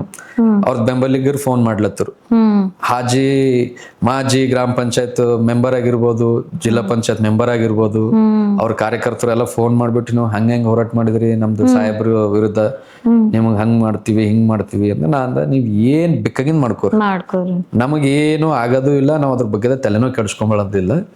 ನಮಗ್ ಏನ್ ನಮ್ ಸಮಸ್ಯೆ ಅದ, ನಮ್ ಜನರ ಸಮಸ್ಯೆ ಅದ, ನೀವು ಬಗೆಹರಿಸ್ಕೊಡ್ರಿ ಅಂತ ನಿಮ್ ಸಾಹೇಬ್ರು ಹೇಳ್ತಿದ್ರಲ್ಲ, ನಿಮ್ ಸಾಹೇಬ್ರು ಅಂತ ಅವ್ರದ್ದು ವಿರುದ್ಧ ಹೋರಾಟ ಮಾಡಿದ ಉದ್ದೇಶ ಅದು ಒಂದೇ. ಮತ್ತ ಅವ್ರ ಕೈಲಿ ಆಗ್ತಾ ಇಲ್ಲ ಅಂದ್ರೆ ಮತ್ ನೀವು ಮಾಡ್ಕೊಡ್ರಿ ಅಂತ ಹೇಳಿ. ನೀವೇನ್ ಬೆಂಬಲಿಗರಿದ್ರಿ, ನೀವೇನ್ ಅವ್ರ ಫ್ಯಾನ್ಸ್ ಫಾಲೋವರ್ಸ್ ಅಂತಾರಲ್ಲ, ಒಳ್ಳೆ ಪ್ರಶ್ನೆ, ಅದಕ್ಕೆ ಮತ್ ನೀವೇ ಮಾಡ್ಕೊಡ್ರಿ. ಅವ್ರಿಗೆ ಆಗ್ತಾ ಇಲ್ಲ ಪಾಪ, ಅವ್ರೆಲ್ಲೋ ಬೆಂಗಳೂರು ದಿಲ್ಲಿ ಎಲ್ಲೋ ಕೂತ್ಕೊಂಡು ಹೇಳ್ತಾರೆ, ನೀವೇ ಬಂದ್ ಮಾಡ್ಕೊಡ್ರಿ. ನೀವೆಲ್ಲ ಪಾಪ ಅವ್ರ ಕಾರ್ಯಕರ್ತರು, ನೀವು ಅವ್ರ ಫ್ಯಾನ್ಸ್ ಫಾಲೋವರ್ಸ್ ಇದ್ರಿ, ಅವ್ರಿಗೆ ಆಗ್ತಾ ಇಲ್ಲ ಅಂದ್ರೆ ಮತ್ ನೀವೇ ಬಂದ್ ಮಾಡ್ಕೊಡ್ರಿ ಅಂದಾಗ ಮತ್ತೊಬ್ರು ಹಿಂಗೆ ಕರೆ ಮಾಡಿದ್ರು, ಇದು ನೀವ್ ಏನ್ ಮಾಡಿದ್ರಿ ಅದು ನನಗೆ ಬಹಳ ದೊಡ್ಡ ಪ್ರಮಾಣದಲ್ಲಿ ಆಗ್ತದ ನೋಡ್ರಿ, ಮುಂದೆ ನೀವು ಬಹಳ ಎಚ್ಚರಿಕೆಯಿಂದ ಇರ್ರಿ. ನಮ್ ಸಾಹೇಬರ್ ವಿರುದ್ಧ ಯಾವ್ದೇ ಹೋರಾಟ ಆಯ್ತು ಅಂತಂದ್ರ ಮುಂದಿನ ದಿನಗಳದಾಗ ನಮ್ದು ನಿಮ್ದು ಬೇರೆ ಆಗ್ತದ, ನಾವ್ ಏನ್ ಮಾಡ್ಬೇಕು ಏನಿಲ್ಲ ಅಂಬದ್ ನನಗೆ ಗೊತ್ತದ, ನಮ್ಮ ಹತ್ರನು ಎಲ್ಲಾ ರೀತಿಯಿಂದ ನಾವು ಕೂಡ ಇದೀವಿ ಅನ್ನೋದು ಬೇರೆ ಬೇರೆ ವರ್ಡ್ಸ್ ಗಳೆಲ್ಲ ಮಾತಾಡೋದು. ನಾನು ಒಂದೇ ಹೇಳ್ದವ್ರಿಗೆ, ನೋಡಿ ಇವತ್ತು ಜನ ಸೇವೆಗಾಗಿ ನಾವು ಬಂದಿದ್ವಿ, ಯಾವುದೇ ಒಂದು ಆಸೆ ಆಕಾಂಕ್ಷೆ ಇಲ್ಲ. ಮತ್ ನಾವು ಸಂಘಟನೆ ಮುಖಾಂತರ ನಾವೇನು ಜನರಿಗೆ ಏನ್ ಸಮಸ್ಯೆ ಅದ ಅದು ಹೋರಾಟದ ಮುಖಾಂತರ ನಾವು ನ್ಯಾಯ ಕೊಡಿಸುವಂತದ್ದು ನಮ್ಮ ಹತ್ರ ಆ ಶಕ್ತಿ ಇದೆ, ಅದು ನಾವು ಮಾಡ್ಕೊಡ್ತೀವಿ. ನಿಮ್ಮಂತ ಒಂದು ಇವತ್ತೊಂದು ಬೆಳಗ್ಗೆ ನೀವು ಒಂದು 20 ಜನ ಹಚ್ಚಿರ್ಬೋದು, ಇನ್ನೊಂದು 200 ಜನ ಹಚ್ಚಿರಿ, ನಾವು ಅದ್ರ ಬಗ್ಗೆ ತಲೆ ಕೆಡಿಸ್ಕೊಳ್ಳೋದು. ಸರ್ ಅಷ್ಟೊಂದು ಕಾಲ್ಸು, ನಿಮ್ಮ ಜೀವಕ್ಕೆ ಅಪಾಯಕಾರಿ ಕಾಲ್ಸು, ಮೆಂಟಲಿ ಯಾವ ರೀತಿ ನೀವು ಇಲ್ಲ ಮತ್ತೊಬ್ರು ಅಂದ್ರು ಡೈರೆಕ್ಟ್ ಆಗಿ ನೀವು ನಿಮ್ಮೆಲ್ಲ ನೀವು ಬರ್ರಿ, ನೀವು ರೋಡ್ ಮೇಲೆ ನೀವು ನನ್ ಕಾಣಿಸ್ರಿ, ಲಾರಿನೇ ಹೊಡಿಸ್ತೀನಿ ಅನ್ನೋಂಥದ್ದು ಫೋನಲ್ಲೆಲ್ಲ ಆಗಿತ್ತು ಆ ಸಮಯದಲ್ಲಿ. ಅಂದ್ರೆ ಆಯ್ತು ನೋಡಿ, ಒಳ್ಳೇದ್ ಮಾಡ್ತಾ ಇರುವಾಗ ಕೆಟ್ಟದ್ದು ಇರುತ್ತೆ, ಕೆಟ್ಟದ್ ಮಾಡ್ತಾ ಒಳ್ಳೇದ್ ಇರುತ್ತೆ. ಕಲ್ಲು ಮುಳ್ಳು ಒಳ್ಳೆ ದಾರಿ ಹುಡುಕ್ಬೇಕಾದ್ರೆ ನಾವು ಕಲ್ಲು ಮುಳ್ಳು ದಾರಿಲಿಂದನೇ ಹೋಗ್ಬೇಕಾಗ್ತದೆ ಮೇಡಮ್. ಸೊ ಇವೆಲ್ಲ ನಾವು ತಲೆಗೆ ಹಾಕೊಂಡ್ವಿ ಅಂದ್ರೆ ಮುಂದಿನ ಮತ್ತೆ ನಾವು ಮುಂದ್ ಸ್ಟೆಪ್ ಇಡ್ಲಕ್ ಆಗಲ್ಲ. ಅದಕ್ಕೆ ನಾವು ಇವತ್ತು ಸ್ಟ್ರಾಂಗ್ ಆಗಿದ್ರೇನೆ ಮುಂದಿನ ಕೆಲಸ ಮಾಡಕ್ ಆಗ್ತದ ಅಂತ ಹೇಳಿ ನಾವೆಲ್ಲ ಅದು ತಲೆಗೆ ಏನೂ ಹಾಕೊಳ್ದೇನೆ ನಾವ್ ಏನ್ ಕೆಲಸ ಮಾಡ್ಬೇಕಿತ್ತು ಅದು ಮಾಡಿದ್ವಿ. ನೆಕ್ಸ್ಟ್ ಡೇ ಏನಾಯ್ತು, ಇವರೆಲ್ಲ ಈ ತರ ಮಾಡ್ತಾ ಇದಾರ, ಇದ್ರ ಬಗ್ಗೆದಾಗ ನಾವು ಮತ್ತೆ ಪುನಃ ಧ್ವನಿ ಎತ್ಬೇಕಾಗ್ತದಂತ ಹೇಳಿ ನಾನು ಏನ್ ಮಾಡಿದೆ, ನಮ್ಮ ರಾಜ್ಯಾಧ್ಯಕ್ಷರ ಜೊತೆ ಮಾತಾಡ್ದ. ಸರ್ ಹಿಂಗ ಮತ್ತೇನದ, ನಮ್ದು ಶಾಸಕರು ಬೆಂಬಲಿಗರು ಶಾಸಕರು ಎಲ್ಲ ಫೋನ್ ಮಾಡಿ ಈ ತರ ಹೆದರಿಕೆ ಆಗ್ತಾ ಇದಾರ, ಮತ್ತ ನೀವು ರೋಡ್ ಮೇಲೆ ಸಿಗ್ರಿ, ಲಾರಿ ಹೊಡಿಸ್ತೀವಿ ಅನ್ನೋದು, ನಮ್ ಕಾರ್ಯಕರ್ತರಿಗೆ ಹೆದರ್ಸೋದು, ಈ ತರ ಎಲ್ಲ ಮಾಡ್ತಾ ಇದಾರ.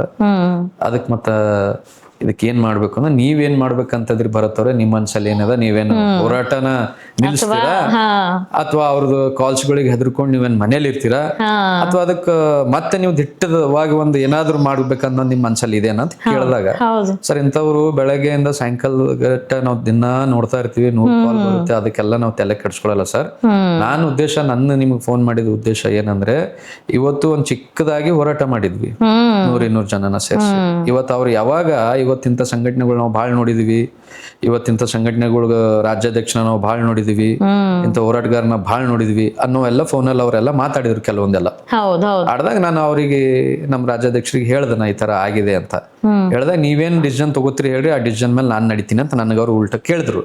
ಕೇಳ್ದಾಗ ನಾನು ಹೇಳ್ದೆ, ಇಲ್ಲ ನಾನು ಇವಾಗ ಆಲ್ರೆಡಿ ಈ ತರ ಆಗಿದೆ ಸರ್ ಸಮಸ್ಯೆ, ಆ ಸಮಸ್ಯೆ ಎಲ್ಲಿ ತನ ಜನರ ಸಮಸ್ಯೆ ಬಗೆಹರ್ಸ ಅಲ್ಲಿ ತನ ನಾನು ನಿರಂತರವಾಗಿ ಹೋರಾಟ ಮಾಡ್ತೀನಿ, ಅದಕ್ಕೆ ನೀವು ಕೂಡ ನಿಮ್ ಬೆಂಬಲ ಇರಬೇಕು ಅಂತ ಹೇಳಿದಾಗ, ಅವ್ರು ಇಡೀ ರಾಜ್ಯದಾದಂತ 30 ಜಿಲ್ಲೆಯಲ್ಲಿ, ಬೀದರ್ ಜಿಲ್ಲೆಯಲ್ಲಿ ಈ ತರ ಸಮಸ್ಯೆ ಎದುರಾದಾಗ ಇವರು ನಮ್ಮ ಹೋರಾಟಗಾರರು ಹೋರಾಟ ಮಾಡಿದಾಗ ಶಾಸಕರು ಧಮಕಿಗಳು ಬರಕ್ ಸ್ಟಾರ್ಟ್ ಆಯ್ತು.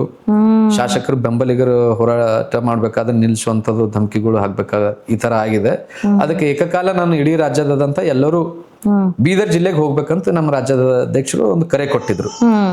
30 ಜಿಲ್ಲೆಯಲ್ಲಿ ಸುಮಾರು ಒಂದು 22 ಜಿಲ್ಲೆ ಬೀದರ್ ಬಂತು ಮೇಡಮ್ ಹೋರಾಟಗಾರರು. 22 ಜಿಲ್ಲಾ ಅಧ್ಯಕ್ಷರು ಅವ್ರ ಜೊತೆ ಎಲ್ಲ ಕಾರ್ಯಕರ್ತರು ಸೇರಿ, ಎಲ್ಲರೂ ಸೇರಿ, ಮತ್ತೆ ನಮ್ ಬೀದರ್ ಇಲ್ಲಿ ನಮ್ಮ ಕಾರ್ಯಕರ್ತರು, ನಮ್ ಗೆಳೆಯರು, ಇಲ್ಲೆಲ್ಲ ನಮ್ ಸ್ಥಳೀಯ ಹೋರಾಟಗಾರರು ಎಲ್ಲ ಜೊತೆಲಿ ಸೇರ್ಕೊಂಡು ನಮ್ಮ ಸಂಘಟನೆ ಮುಖಾಂತರ ಮತ್ತೆ ನೆಕ್ಸ್ಟ್ ಸಮಯ ತಗೊಂಡು ಮತ್ತೆ ಅದೇ ಸಮಸ್ಯೆನ ಬಗೆಹರಿಸ್ಬೇಕು, ಈ ತರ ನಮ್ಗ ಮಾಡ್ಬೇಕಂತ ಹೇಳಿ ಸುಮಾರು ಅವತ್ತೊಂದು 2000 ಜನ ಮೇಲ್ಪಟ್ಟು ಒಂದು ಹೋರಾಟನ ಬೀದರಲ್ಲಿ ನಡೆದಿತ್ತು. ಬೀದರಲ್ಲಿ ಫಸ್ಟ್ ಹೋರಾಟ ಮಾಡಿದಾಗ ಬರೀ ಅವ್ರ ಫೋಟೋ ಸುಟ್ಟಾಕಿದ್ವಿ.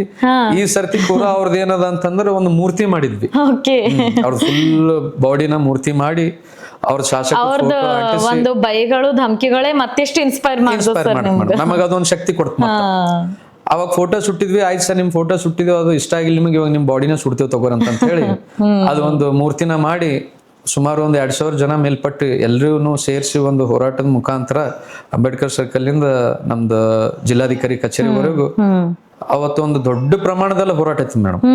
ಅವತ್ತು ನಾವು ಇವತ್ತು ನಮ್ಮ ರಾಜ್ಯಾಧ್ಯಕ್ಷರು ಒಂದ್ ಮಾತು ಹೇಳಿದ್ರು, ಇವತ್ತು ಹೋರಾಟಗಾರರಿಗೆ ನಾವು ಯಾರು ನಮಗ್ ಹಕ್ಕು ಕೊಡಿ, ನಮ್ಮ ಮನೇಲಿ ನೀರ್ ಬರ್ತಾ ಇದೆ ಕೊಡಿ, ನಮ್ಮ ಮನೆ ಎದುರುಗಡೆ ಲೈಟ್ ಬೀಳ್ತಾ ಇಲ್ಲ ಕೊಡಿ, ನಮ್ಮ ಮನೆ ಎದುರುಗಡೆ ರೋಡ್ ಇಲ್ಲ ಅಂತ ಕೇಳ್ತಾ ಇಲ್ಲ ಶಾಸಕರಿಗೆ. ಜನರ ಸಮಸ್ಯೆನ ಕೇಳಿದಾರೆ ನಮ್ಮ ಜಿಲ್ಲಾಧ್ಯಕ್ಷರು. ಅವ್ರನ್ನ ನೀವು ಧಮಕಿಗಳನ್ನ ಹಾಕ್ತಿರಿ, ಅವ್ರನ್ನ ನೀವು ಫೋನ್ ಮುಖಾಂತರ ನೀವು ಹೆದರ್ಸುವಂತದ ಪ್ರಯತ್ನ ಮಾಡ್ತಾ ಇದ್ರಿ. ನೀವು ಬೆಂಗಳೂರಲ್ಲಿ ವಿಧಾನಸೌಧದಲ್ಲಿ ಸಿಗಿ, ಕರ್ನಾಟಕ ರಾಜ್ಯದ 30 ಜಿಲ್ಲೆಯಲ್ಲಿ ಯಾವ ಮೂಲೆಯಲ್ಲಿ ಸಿಗಿದ್ರು ನಿಮ್ಗೆ ಕಪ್ಪು ಮಸಿ ಬೆಳಿತೀವಿ ಅಂತ ಹೇಳಿ ಸ್ಟೇಟ್ಮೆಂಟ್ ಕೊಟ್ರ ಅವತ್ತು. ಇವತ್ತು ನಮ್ಮ ಹೋರಾಟಗಾರರ ಮೇಲೆ ಒಂದು ಕಪ್ಪು ಚುಕ್ಕೆನ ಕೂತ್ಕೋತು ಅಂದ್ರೆ ಇಡೀ ರಾಜ್ಯದಲ್ಲಿ ಬೀದಿಗಿಳಿದು ಉಗ್ರವಾದ ಹೋರಾಟ ಮಾಡ್ತೀವಿ ಅನ್ನೋದು ಅವರು ಅವತ್ತು ಒಂದು ದಿಟ್ಟ ನಿರಂತರವಾಗಿ ಹೇಳಿದ್ರು. ನೀವು ಕರ್ನಾಟಕ ರಾಜ್ಯದ 30 ಜಿಲ್ಲೆಯಲ್ಲಿ ಯಾವ ಮೂಲೆಯಲ್ಲಿ ಸಿಗಿದ್ರು ಎಲ್ಲಾ ಜಿಲ್ಲೆಯಲ್ಲಿ ನಮ್ಮ ಸಂಘಟನೆ ಇದೆ, ಕಾರ್ಯಕರ್ತರಿದ್ದಾರೆ, ನಿಮ್ಮನ್ನ ಕಪ್ಪು ಮಸಿ ಬೆಳಿತೀವಿ. ಎಲ್ಲಿ ಗಂಟ ನಮ್ಮ ಜಿಲ್ಲೆಯ ಅಧ್ಯಕ್ಷರು ನಮ್ಮ ಕಾರ್ಯಕರ್ತರನ್ನ ನೀವು ಕ್ಷಮೆ ಕೇಳಲ್ಲ, ಅಲ್ಲಿ ಗಂಟ ನಿಮ್ಮನ್ನ ಬಿಡಲ್ಲ ಅಂತ ಒಂದು ಸ್ಟೇಟ್ಮೆಂಟ್ ಕೊಟ್ಟಿದ್ರು. ಅದು ನೆಕ್ಸ್ಟ್ ಡೇ ಎಲ್ಲ ಕಡೆ ವೈರಲ್ ಆಯ್ತು ಮೇಡಮ್. ಅವಾಗ ಏನ್ ಮಾಡಿದ್ರು, ಶಾಸಕರ ಕಡೆಯಿಂದ ಕಾರ್ಯಕರ್ತರು ಅವ್ರ ಫ್ಯಾನ್ಸ್ ಫಾಲೋವರ್ಸ್ ಶಾಸಕರಿಗೆಲ್ಲ, ಸರಿ ಇದು ಇಷ್ಟು ಪ್ರಮಾಣದಲ್ಲಿ ಆಗುತ್ತೆ ನಮ್ಗೆ ಗೊತ್ತಿರ್ಲಿಲ್ಲ, ದಯವಿಟ್ಟು ಅದು ಏನೇ ಆಯ್ತು ಮನ್ಸಲ್ಲಿ ಹಾಕೋಬೇಡಿ, ನಾವು ನಿಮ್ದು ಏನ್ ಬೇಡಿಕೆಗಳಿದೇನೆ ಆ ಬೇಡಿಕೆಗಳು ನಾವು ಈಡೇರಿಸ್ತೀವಿ ಅಂತ ಹೇಳಿ ಅವತ್ತು ಕ್ಷಮೆಪಣೆ ಕೇಳಿದ್ರು. ಅವತ್ತು ಅವ್ರು ನಾವು ಹೇಳಿದಾಗ ಅವತ್ತು ರೋಡು ಆಗ್ತು, ಏನ್ ಮೂಲಭೂತ ಸೌಕರ್ಯಗಳಿದ್ವು ಅದು ಮಾಡ್ಕೊಟ್ರು ಮೇಡಮ್. ಈ ತರ ಹೋರಾಟದ ಮುಖಾಂತರ ಕೆಲಸಗಳು ಮಾಡಿದ್ವಿ. ಹೌದು ಸರ್. ಸರ್, ನಿಮ್ಮ ಪ್ರಕಾರ ನಿಮ್ಮ ಒಂದು ಪ್ಯಾಂಥರ್ ಸಂಘಟನೆಯ ಮೂಲ ಉದ್ದೇಶಗಳು ಇವತ್ತಿನ ಯುವಕರಿಗೆ ಯಾವ ರೀತಿ ತಲುಪಿಸ್ತಾ ಇದ್ದೀರಿ ಸರ್ ನೀವು? ಮೇಡಮ್, ಇವತ್ತು ಆಲ್ ಇಂಡಿಯಾ ಪ್ಯಾಂಥರ್ ಸೇನಾ ಏನ್ ನಮ್ ಸಂಘಟನೆ ಇದೆ. ಹೌದು ಸರ್. ಇವತ್ತು ನಮ್ದು ರಾಷ್ಟ್ರೀಯ ಅಧ್ಯಕ್ಷರಾದಂತ ದೀಪಕ್ ಭಾಯ್ ಕೇದಾರ್ ಅಂತ ಅವ್ರು ನಮ್ಮ ರಾಷ್ಟ್ರೀಯ ಅಧ್ಯಕ್ಷರು. ಅವ್ರು ಇಡೀ ದೇಶದಲ್ಲಿ ಇವತ್ತು ಮಹಾರಾಷ್ಟ್ರದ ಆಗಿರ್ಬೋದು, ಇವತ್ತು ಒಂದು 8 ಸ್ಟೇಟಲ್ಲಿ ಹೌದು. ಸಂಘಟನೆ ಇದೆ ಗೊತ್ತು. ಹ್ಮ್ ಇವತ್ತು ನಮ್ಮ ಸಂಘಟನೆ ಯುವಕರಿಗೆ ಏನ್ ಮಾಡ್ಬೇಕನ್ನೋದು ಅವ್ರದ್ದು ಒಂದು ಆಸೆ ಇದೆ. ದೀಪಕ್ ರಾಷ್ಟ್ರೀಯ ಅಧ್ಯಕ್ಷರಾದಂಥ ನಮ್ಮ ದೀಪಕ್ ಅವ್ರದ್ದು. ಹ್ಮ್ ಇವತ್ತು ನಮ್ಮಲ್ಲಿ ಆಲ್ ಇಂಡಿಯಾ ಪ್ಯಾಂಥರ್ ಸೇನಾ ಬೀದರಲ್ಲಿ ಮಾಡ್ತಾ ಇದ್ದೀವಿ.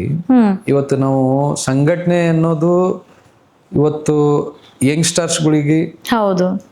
ಯಾವ ರೀತಿ ಮಾಡಬೇಕು, ಹ್ಮ್ ಅವ್ರ ಮನಸ್ಸಲ್ಲಿ ಏನು ಉತ್ಸಾಹ ಇರಬೇಕು, ಹ್ಮ್ ಯಾವ ಥರ ಜನರಿಗೆ ಮುಟ್ಸ್ಬೇಕು ಅನ್ನೋದು ಒಂದೆರಡು ಹೇಳ್ತೀನಿ ನಿಮ್ಗೆ. ಹ್ಮ್ ಇವತ್ತು ಯಂಗ್ಸ್ಟರ್ಸ್ಗಳು ಮೊಟ್ಟ ಮೊದಲನೇದಾಗಿ ಸಂಘಟನೆಯಲ್ಲಿ ಬರಬೇಕು. ಒಂದು ಹೌದು. ಸಂಘಟನೆಯಲ್ಲಿ ಯಾಕೆ ಬರ್ಬೇಕಂದ್ರ ಇವತ್ತು ಸಂಘಟನೆಯಲ್ಲಿ ಯಾರಿಗೂ ತಿಂಗಳ ಅವರಿಗೆ ಸರ್ಕಾರದಿಂದ ಏನೂ ಪಗಾರ ಇರಲ್ಲ. ಹೌದು. ಇಲ್ಲ ಯಾವುದೇ ರೀತಿಯಿಂದ ಅವ್ರಿಗೆ ಏನೂ ತಿಂಗಳ ಅವ್ರಿಗೊಂದು ಇದು ಇರಲ್ಲ. ಸೊ ಹಂಗಾಗಿ ಇವತ್ತು ಸ್ವ ಇಚ್ಛೆದಿಂದ ಸಂಘಟನೆ ಬರ್ಬೇಕು, ಸ್ವ ಇಚ್ಛೆದಿಂದ ಕೆಲಸ ಮಾಡ್ಬೇಕು. ಇವತ್ತು ಯಂಗ್ಸ್ಟರ್ಸ್ಗಳು ಇವತ್ತು ನೋಡ್ರಿ, ಇವತ್ತೊಂದು ಗ್ರಾಮ ಘಟಕದಲ್ಲಿ, ಇವತ್ತೊಂದು ಯಾವುದೇ ಒಂದು ಹೋಬಳಿ ಮಟ್ಟದಲ್ಲಿ ಗ್ರಾಮದಲ್ಲಿ ಇವತ್ತೊಂದು ನೀರಿನ ಸಮಸ್ಯೆ ಬರ್ತದ. ಇವತ್ತು ಆ ನೀರಿನ ಸಮಸ್ಯೆ ಬಂದಾಗ ಅವ್ರು ಎಲ್ಲಿ ಹೋಗ್ಬೇಕು? ಗ್ರಾಮ ಪಂಚಾಯತಿ ಕಚೇರಿಗೆ ಹೋಗ್ಬೇಕು. ಗ್ರಾಮ ಪಂಚಾಯತಿ ಕಚೇರಿಗೆ ಹೋಗಿ ಅಲ್ಲಿ ಇದ್ದಂತ ಏನ್ ಅಧ್ಯಕ್ಷರು ಇರ್ತಾರ, ಅಥವಾ ಮೆಂಬರ್ಸ್ ಇರ್ತಾರ, ಅಥವಾ ಪಿಡಿಗಳು ಇರ್ತಾರ, ಸ್ಥಳೀಯ ಸಿಬ್ಬಂದಿ ವರ್ಗದವ್ರಿಗೆ ಕೇಳ್ಬೇಕಾಗ್ತದ. ಸರ್, ನಮ್ಮ ಓಣಿಯಲ್ಲಿ ನೀರ್ ಬರ್ತಾ ಇಲ್ಲ, ನಾವು ದೂರದ ಹೊಲದಲ್ಲಿ ಬಾವಿದಿಂದ ನೀರ್ ತಂದೆ ನಾವು ಅಡಿಗೆ ಮಾಡ್ಬೇಕಾಗ್ತಾ ಇದೆ. ಸೊ ಇವತ್ತು ಅಂತ ಪ್ರಶ್ನೆ ಮಾಡ್ಬೇಕಾಯ್ತಂದ್ರ ಯಂಗ್ಸ್ಟರ್ಸ್ಗಳು ಸಂಘಟನೆಯಲ್ಲಿ ಬರ್ಬೇಕಾಗ್ತದೆ. ಇವತ್ತೊಂದು ಕಾಮನ್ ಮ್ಯಾನ್ ಹೋಗಿ ಕೇಳ್ಬೇಕಾದ್ರ ಅವರು ಯಾರೇ ಇರ್ಲಿ, ಕಾಮನ್ ಮ್ಯಾನ್ ಹೋದಾಗ ಅದು ಒಂದು ಶಕ್ತಿ ಇರಲ್ಲ ಮೇಡಮ್. ಒಂದು ಸಂಘಟನೆ ಅನ್ನೋದಿದ್ದಾಗ ಇವತ್ತು ಹೋಬಳಿ ಮಟ್ಟದಲ್ಲಿ, ಇವತ್ತು ತಾಲೂಕು ಮಟ್ಟದಲ್ಲಿ, ಜಿಲ್ಲಾ ಮಟ್ಟದಲ್ಲಿ ಬಂದು ನಮ್ಮನ್ನ ಪ್ರಶ್ನೆ ಮಾಡ್ತಾರ ಅನ್ನೋದು ಆ ಅಧಿಕಾರಿಗಳಿಗೆ ಅದೊಂದು ಇದು ಇರುತ್ತೆ, ಹೆದರಿಕೆ ಇರುತ್ತೆ. ಸೊ ಹಾಗಾಗಿ ಇವತ್ತು ಒಂದು ಸಣ್ಣದ ನಾನು ಕ್ಲೂ ಕೊಡ್ತಾ ಇದ್ದೇನೆ, ನೀರಿನ ಸಮಸ್ಯೆ ಅಂತ ಒಂದು ಎಕ್ಸಾಂಪಲ್ ಕೊಡ್ತಾ ಇದ್ದೀನಿ. ಇಂಥದ್ದು ಒಂದು ಸಂಘಟನೆಯಲ್ಲಿ ಯುವಕರು ಬಂದಾಗ ಅವರಿಗೂ ಒಂದು ಧೈರ್ಯ ಇರ್ತದೆ, ನಾವು ಈ ಸಂಘಟನೆಯಲ್ಲಿ ಇದ್ದೀನಿ, ಸಂಘಟನೆ ಮುಖಾಂತರ ನಮ್ಮ ಮೂಲಭೂತ ಸೌಕರ್ಯಗಳನ್ನು ನಾವು ಕೇಳುವಂಥದ್ದು ನಮ್ಗೆ ಆ ಶಕ್ತಿ ಬರುತ್ತಪ್ಪ ಅನ್ನೋದು ಅವ್ರಿಗೊಂದು ಇದು ಇರುತ್ತೆ. ಸೊ ಹಿಂಗಾಗಿ ಸಂಘಟನೆ ಇವತ್ತು ಬರಬೇಕು ಯುವಕರು ಅನ್ನೋದು ನನ್ನೊಂದು ಅಭಿಪ್ರಾಯ.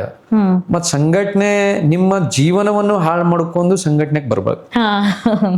ಇವತ್ತು ಬಹಳಷ್ಟು ಸಂಘಟನೆಗಳು ಇವತ್ತು ಇಡೀ ರಾಜ್ಯದಾದಂತ ಬಹಳ ಸಂಘಟನೆಗಳಾಗಿದಾವ. ಇವತ್ತು ಇನ್ನೊಂದು ನಾನು ಹೇಳಕ್ ಬಯಸ್ತೀನಿ, ಇವತ್ತು 10th ತನ ಓದ್ತಾ ಇದಾರೆ. 10th ಫೇಲ್ ಆದ ತಕ್ಷಣ ಅವ್ರಿಗೆ ಏನ್ ಮಾಡ್ಬೇಕು, ಮುಂದೆ ಫ್ಯೂಚರ್ ಏನದ, ನಾವ್ ಹೆಂಗ್ ಬದುಕಬೇಕು ಅನ್ನೋದು ಅವ್ರಿಗೆ ಅರ್ಥ ಆಗಲ್ಲ. ಅವಾಗ ಏನ್ ಮಾಡ್ತಾರ, ಹಳ್ಳಿಯಿಂದ ಸಿಟಿಯಲ್ಲಿ ಯಾರೋ ಒಂದು ಪರಿಚಯ ಇದ್ರು, ಅವ್ರನ್ನ ಭೇಟಿ ಆಗ್ಬೇಕು. ಭೇಟಿಯಾಗಿ ಅಣ್ಣ ನಮ್ದು ಈ ತರ ಊರು, ನಾವ್ ಇಲ್ಲಿ ಇರ್ತೀವಿ ಅಂತ ಹೇಳ್ಕೊತಾರ. ಹೇಳಿದಾಗ ಇಲ್ಲಿನ ಸ್ಥಳೀಯರು ಎಲ್ಲ ಏನ್ ಮಾಡ್ತಾರ, ಆಯ್ತಪ್ಪ ಕೂತ್ಕೊಂಡು ನಿಂದ್ರು, ನಮ್ ಜೊತೆ ಇರು, ಸಂಘಟನೆಯಲ್ಲಿ ಬಾ ಅಂತ ಹೇಳ್ತಾರೆ. ಇಲ್ಲಿ ಇವತ್ತು ನಮ್ದು ಹೋರಾಟಗಾರರಿಗೆ ನಾನು ಒಂದು ಹೇಳಕ್ ಇಷ್ಟಪಡ್ತೀನಿ, ಒಂದು ಆ ಹಳ್ಳಿಯಿಂದ ಇವತ್ತು ಸುಮಾರು ಒಂದು 20 ಕಿಲೋಮೀಟರ್ ಇಂದ ನಮ್ಮನ್ನ ನಂಬಿ ಬರ್ತಾ ಅಂದ್ರ ನಾವು ಹೋರಾಟಗಾರರಾದಂತ ಅವ್ರದ್ದು ಏನ್ ಸಮಸ್ಯೆಗಳದಾವ್ ಅವ್ರನ್ನ ನಾವು ಇಲ್ಲಿ ಕರ್ಸೋದಲ್ಲ, ನಾವು ಸ್ವತಃ ಅವ್ರ ಊರಿಗೆ ಹೋಗ್ಬೇಕು. ಹೋಗ್ಬಿಟ್ಟು ನಿಮ್ ಸಮಸ್ಯೆ ಏನದ ಏನಿಲ್ಲ ಅಂತ ಅಲ್ಲಿ ಕೇಳ್ಬೇಕಾಗ್ತದೆ. ಅದು ಲೀಡರ್ ಕ್ವಾಲಿಟಿ ಮೇನ್. ಸೊ ಇವತ್ತು ನಮ್ದು ಲೀಡರ್ಸ್ನ ನಾವು ಅವ್ರು ಬಂದಾಗ ಅವ್ರ ಸಮಸ್ಯೆಗಳನ್ನ ನಾವು ಹೋಗಿ ಸ್ವತಃ ನಾವು ಕೇಳಿ ಮಾಡ್ಬೇಕಾಗ್ತದ, ಬಗೆಹರಿಸ್ಬೇಕು. ಇನ್ನೊಂದ್ ಏನಂದ್ರೆ ಮೇಡಮ್, ಇವತ್ತು ಯಂಗ್ಸ್ಟರ್ಸ್ಗಳು ಎಲ್ಲಿ ಹಾಳಾಗ್ತಾ ಇದಾರೆ ಅಂದ್ರೆ 10th ಫೇಲ್ ಆದ ತಕ್ಷಣ ಅವ್ರನ್ನ ಯಾವ್ದಾದ್ರು ಜಾಬ್ ಮಾಡ್ಬೇಕಾ, ಅಥವಾ ಎಲ್ಲಾದ್ರೂ ಕಂಪನಿಯಲ್ಲಿ ಸೇರ್ಬೇಕಾ, ಅದು ಸುಮಾರು ಒಂದು 10,000, 8,000, 9,000 ಕೊಡ್ತಾರ ಅಷ್ಟೇ. ಮುಂದಿನ ಜೀವನ ಅವ್ರಿಗೆ ಹೆಂಗ್ ನಡ್ಸ್ಬೇಕು ಅನ್ನೋದು ಅರ್ಥ ಆಗ್ತಾ ಇಲ್ಲ. ಒಂದು ಇನ್ನೊಂದೆಲ್ಲ ಯಂಗ್ಸ್ಟರ್ಸ್ ಇವತ್ತು ಕೆಲವೊಂದು ಕೆಟ್ಟ ಚಟಕ್ ಬಲಿ ಆಗ್ತಾ ಇದಾರೆ. ಕೆಟ್ಟ ಚಟಕ್ ಬಲಿ ಆಗ್ತಾ ಇದಾರೆ. ಇವತ್ತು ಅವ್ರ ತಾಯಿ ತಂದೆ ಒಂದು ಇಷ್ಟು ದೊಡ್ಡ ಮಟ್ಟದಲ್ಲಿ ಅವ್ರನ್ನ ಬೆಳೆಸಿ, ನನ್ನ ಮಗ ಏನೋ ಒಂದು ಇಂಜಿನಿಯರ್ ಆಗ್ಬೇಕು, ಒಂದು ಆಫೀಸರ್ ಆಗ್ಬೇಕು, ಒಂದು ಡಾಕ್ಟರ್ ಆಗ್ಬೇಕು ಅಂಬೋದು ಅವ್ರ ಕನ್ಸುಗಳು ಇರ್ತವೆ. ಇವತ್ತು ನಮ್ದು ಈ ಗಡಿ ಭಾಗದ ಇವತ್ತು ನಾವೆಲ್ಲ ಈ ಕಡೆ ಬೇರೆ ಬೇರೆ ತಾಲೂಕದಲ್ಲಿ ಹೋದಾಗ ಇನ್ನೂ ಇವತ್ತು ನಮ್ಮಲ್ಲಿ ಹೊಲದಲ್ಲೆಲ್ಲ ಕೆಲಸ ಮಾಡ್ತಾರೆ.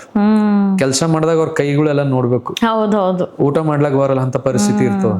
ಅವ್ರೆಲ್ಲ ಯಾಕ ಕಷ್ಟ ಪಡ್ತಾರ ಅಂದ್ರೆ ಮುಂದೆ ನಮ್ಮ ಮಕ್ಕಳು ಭವಿಷ್ಯ ಒಳ್ಳೆದಾಗ್ಬೇಕು. ಅವ್ರ ಏನೋ ಓದಿ ಒಂದ್ ಸ್ಥಾನಮಾನದಲ್ಲಿ ಅವ್ರು 4 ಜನರಲ್ಲಿ ಕೂತ್ಕೋಬೇಕು, ಅವ್ರ ಕಾಲ್ ಮೇಲೆ ಅವ್ರು ನಿಲ್ಬೇಕು ಅನ್ನೋದು ಅಂತ ಕಷ್ಟಪಟ್ಟು ಮಳೆ ಅನ್ನಲ್ಲ, ಬಿಸಿಲು ಅನ್ನಲ್ಲ, ಗಾಳಿ ಅನ್ನಲ್ಲ, ಅಂತದ್ರಲ್ಲೆಲ್ಲ ಹೊಲದಲ್ಲಿ ಕೆಲಸ ಮಾಡಿ ಅವರು ದುಡಿದು ಮಕ್ಕಳ ಭವಿಷ್ಯ ಒಳ್ಳೇದಾಗ್ಬೇಕಂತ ಅವ್ರನ್ನ ಒಳ್ಳೆ ಸಂಸ್ಥೆ, ಒಂದು ಶಾಲೆ ಆಗ್ಲಿ, ಕಾಲೇಜ್ ಆಗ್ಲಿ.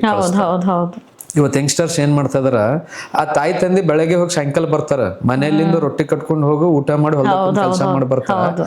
ಅದು ತಕ್ಲೀಫಿ ಏನದ ಅನ್ನೋದು ತಾಯಿ ತಂದೆಗೆ ಗೊತ್ತಿರ್ತದ. ಮಕ್ಕಳಿಗೆ ಇವತ್ತು ನಮ್ ತಕ್ಲೀಫಿ ತೋರ್ಸ್ಬಾರ್ದಪ್ಪ ಅಂತ ತಾಯಿ ತಂದಿ ಮುಚ್ಚಿಟ್ಕೊಂಡು ಅದು ಮನ್ಸಲ್ಲಿ ಇಟ್ಕೊಂಡು ಬೆಳೆಸ್ತಾರ. ಹುಡುಗರಾಗಿರ್ಬೋದು, ಇವತ್ತು ಯಾರೇ ಆಗಿರ್ಬೋದು ಯಂಗ್ಸ್ಟರ್ಸ್ ಅಲ್ಲಿ ಆ ತರ ಬೆಳೆಸ್ತಾರ. ಇವತ್ತು ನಮ್ದು ಯಂಗ್ಸ್ಟರ್ಸ್ ಎಲ್ಲಿ ಹಾಳಾಗ್ತಾ ಇದಾರೆ ಅಂದ್ರ, ಫಸ್ಟ್ ನಮ್ ತಾಯಿ ತಂದೆ ನಮ್ಗೆ ಏನಕ್ಕೆ ನಮ್ಗೆ ಕಷ್ಟಪಟ್ಟು ಓದಿಸ್ತಾ ಇದಾರೆ ಅದು ನಾವು ಅರ್ಥ ಮಾಡ್ಕೊಂಡು ನಮ್ ಜೀವನದಾಗ ನಾವ್ ಏನಾದ್ರೂ ಸ್ಟ್ಯಾಂಡ್ ಆಗಿ ನಮ್ ತಾಯಿ ತಂದೆ ಏನ್ ಕಷ್ಟಪಟ್ರು ಅವ್ರ ಹೆಸರು ಇಡ್ಬೇಕು, ಒಳ್ಳೆ ರೀತಿಯ ಸಮಾಜದಲ್ಲಿ ನಾವು ಕೂಡ ಒಂದ್ ಒಳ್ಳೆ ಅಧಿಕಾರದಲ್ಲಿ ಇರ್ಬೇಕು ಅನ್ನೋದು ಅವ್ರ ತಲೆಯಲ್ಲಿ ಇರ್ಬೇಕು. ಇವತ್ತು ಏನಾಗ್ತಾ ಇದೆ, ಯಂಗ್ಸ್ಟರ್ಸ್ ಇವತ್ತು ಬಹಳಷ್ಟು ಕೆಟ್ಟ ಚಟಕ್ ಹಾಳಾಗ್ತಾ ಇದಾರೆ. ಮತ್ ಇವತ್ತೆಲ್ಲ ನಾವು ನೋಡ್ತೀವಿ ಬಹಳಷ್ಟು ಕಡೆ. ಇವತ್ತು ಒಂದು ಸಣ್ಣದೊಂದು ಎಕ್ಸಾಂಪಲ್ ಕೊಡ್ತೀನಿ. ಒಬ್ಬ ಹುಡುಗ ಕೆಲಸ ಮಾಡ್ತಾ ಇದ್ದಾನೆ ಒಂದು ಹೋಟ್ಲಲ್ಲಿ. ಅವನಿಗೆ ಡೈಲಿ 300 ರೂಪಾಯಿ ಅದ ಮೇಡಮ್, 300 ರೂಪಾಯಿ. ಅವನು 10th ಏನೋ ಫೇಲ್ ಆಗಿದ್ದಾನಂತ. ಯಾಕಪ್ಪ ನೀನ್ ಇನ್ನ ಏಜಲ್ಲಿ ಯಾಕೆ ಕೆಲಸ ಮಾಡ್ಲತ್ತಿದಿ, ಏನದ ನಿಂಗೆ ಕಡಿಮೆ ಹೇಳು ಅಂದಾಗ, ಇಲ್ಲ ಅಣ್ಣ ನಾ 10th ಓದಿದ್ದ, ಆಮೇಲೆ ನಾ ಫೇಲ್ ಅದ, ಅದಕ್ಕ ನಾ ಕೆಲಸ ಮಾಡ್ಲತ್ತಿದ್ದೆ. ಆಯ್ತು, ಕೆಲಸ ಮಾಡ್ಲಿದ್ ಬಂದು ನಿಮ್ಮಲ್ಲಿ ತಾಯಿ ತಂದೆ ಇಲ್ಲೇನು? ತಾಯಿ ತಂದೆ ಹರಾಣ. ಬಟ್ ನಾ ಏನ್ ಮಾಡಿದ, ನಾ ಓದ್ತಾ ಟೈಮಲ್ಲಿ 10th ತನ ಓದ್ಲತ್ತಿದ. ಅವಾಗ ನಮ್ಮ ತಾಯಿಗೆ ನಾ ಹಠ ಮಾಡಿದ್ ನನಗೊಂದು ಬೈಕ್ ಬೇಕು ಅಂತ ಹೇಳಿ. ಬೈಕ್ ಬೇಕು ಅಂತ ಹಠ ಮಾಡಿದ್ದಣ. ನಮ್ಮ ತಾಯರ್ ಏನ್ ಮಾಡಿದ್ರು, ಎಲ್ಲ ಮಹಿಳೆಯರ ಸಂಘ ಅಂತ ಇರ್ತದಲ್ಲ ಮೇಡಮ್, ಆ ಸಂಘಿನಾಗ ಪಾಪ ತಾಯಿ ಹೆಣ್ಮಗಳು ಒಂದು ಸ್ವಲ್ಪ ಅಮೌಂಟ್ ತೆಗೆದು ಅವನಿಗೆ ಡೌನ್ ಪೇಮೆಂಟ್ ಏನೋ ಮಾಡಿ ಒಂದು ಗಾಡಿ ಇಸ್ಕೊಟ್ಟಿದ್ರು.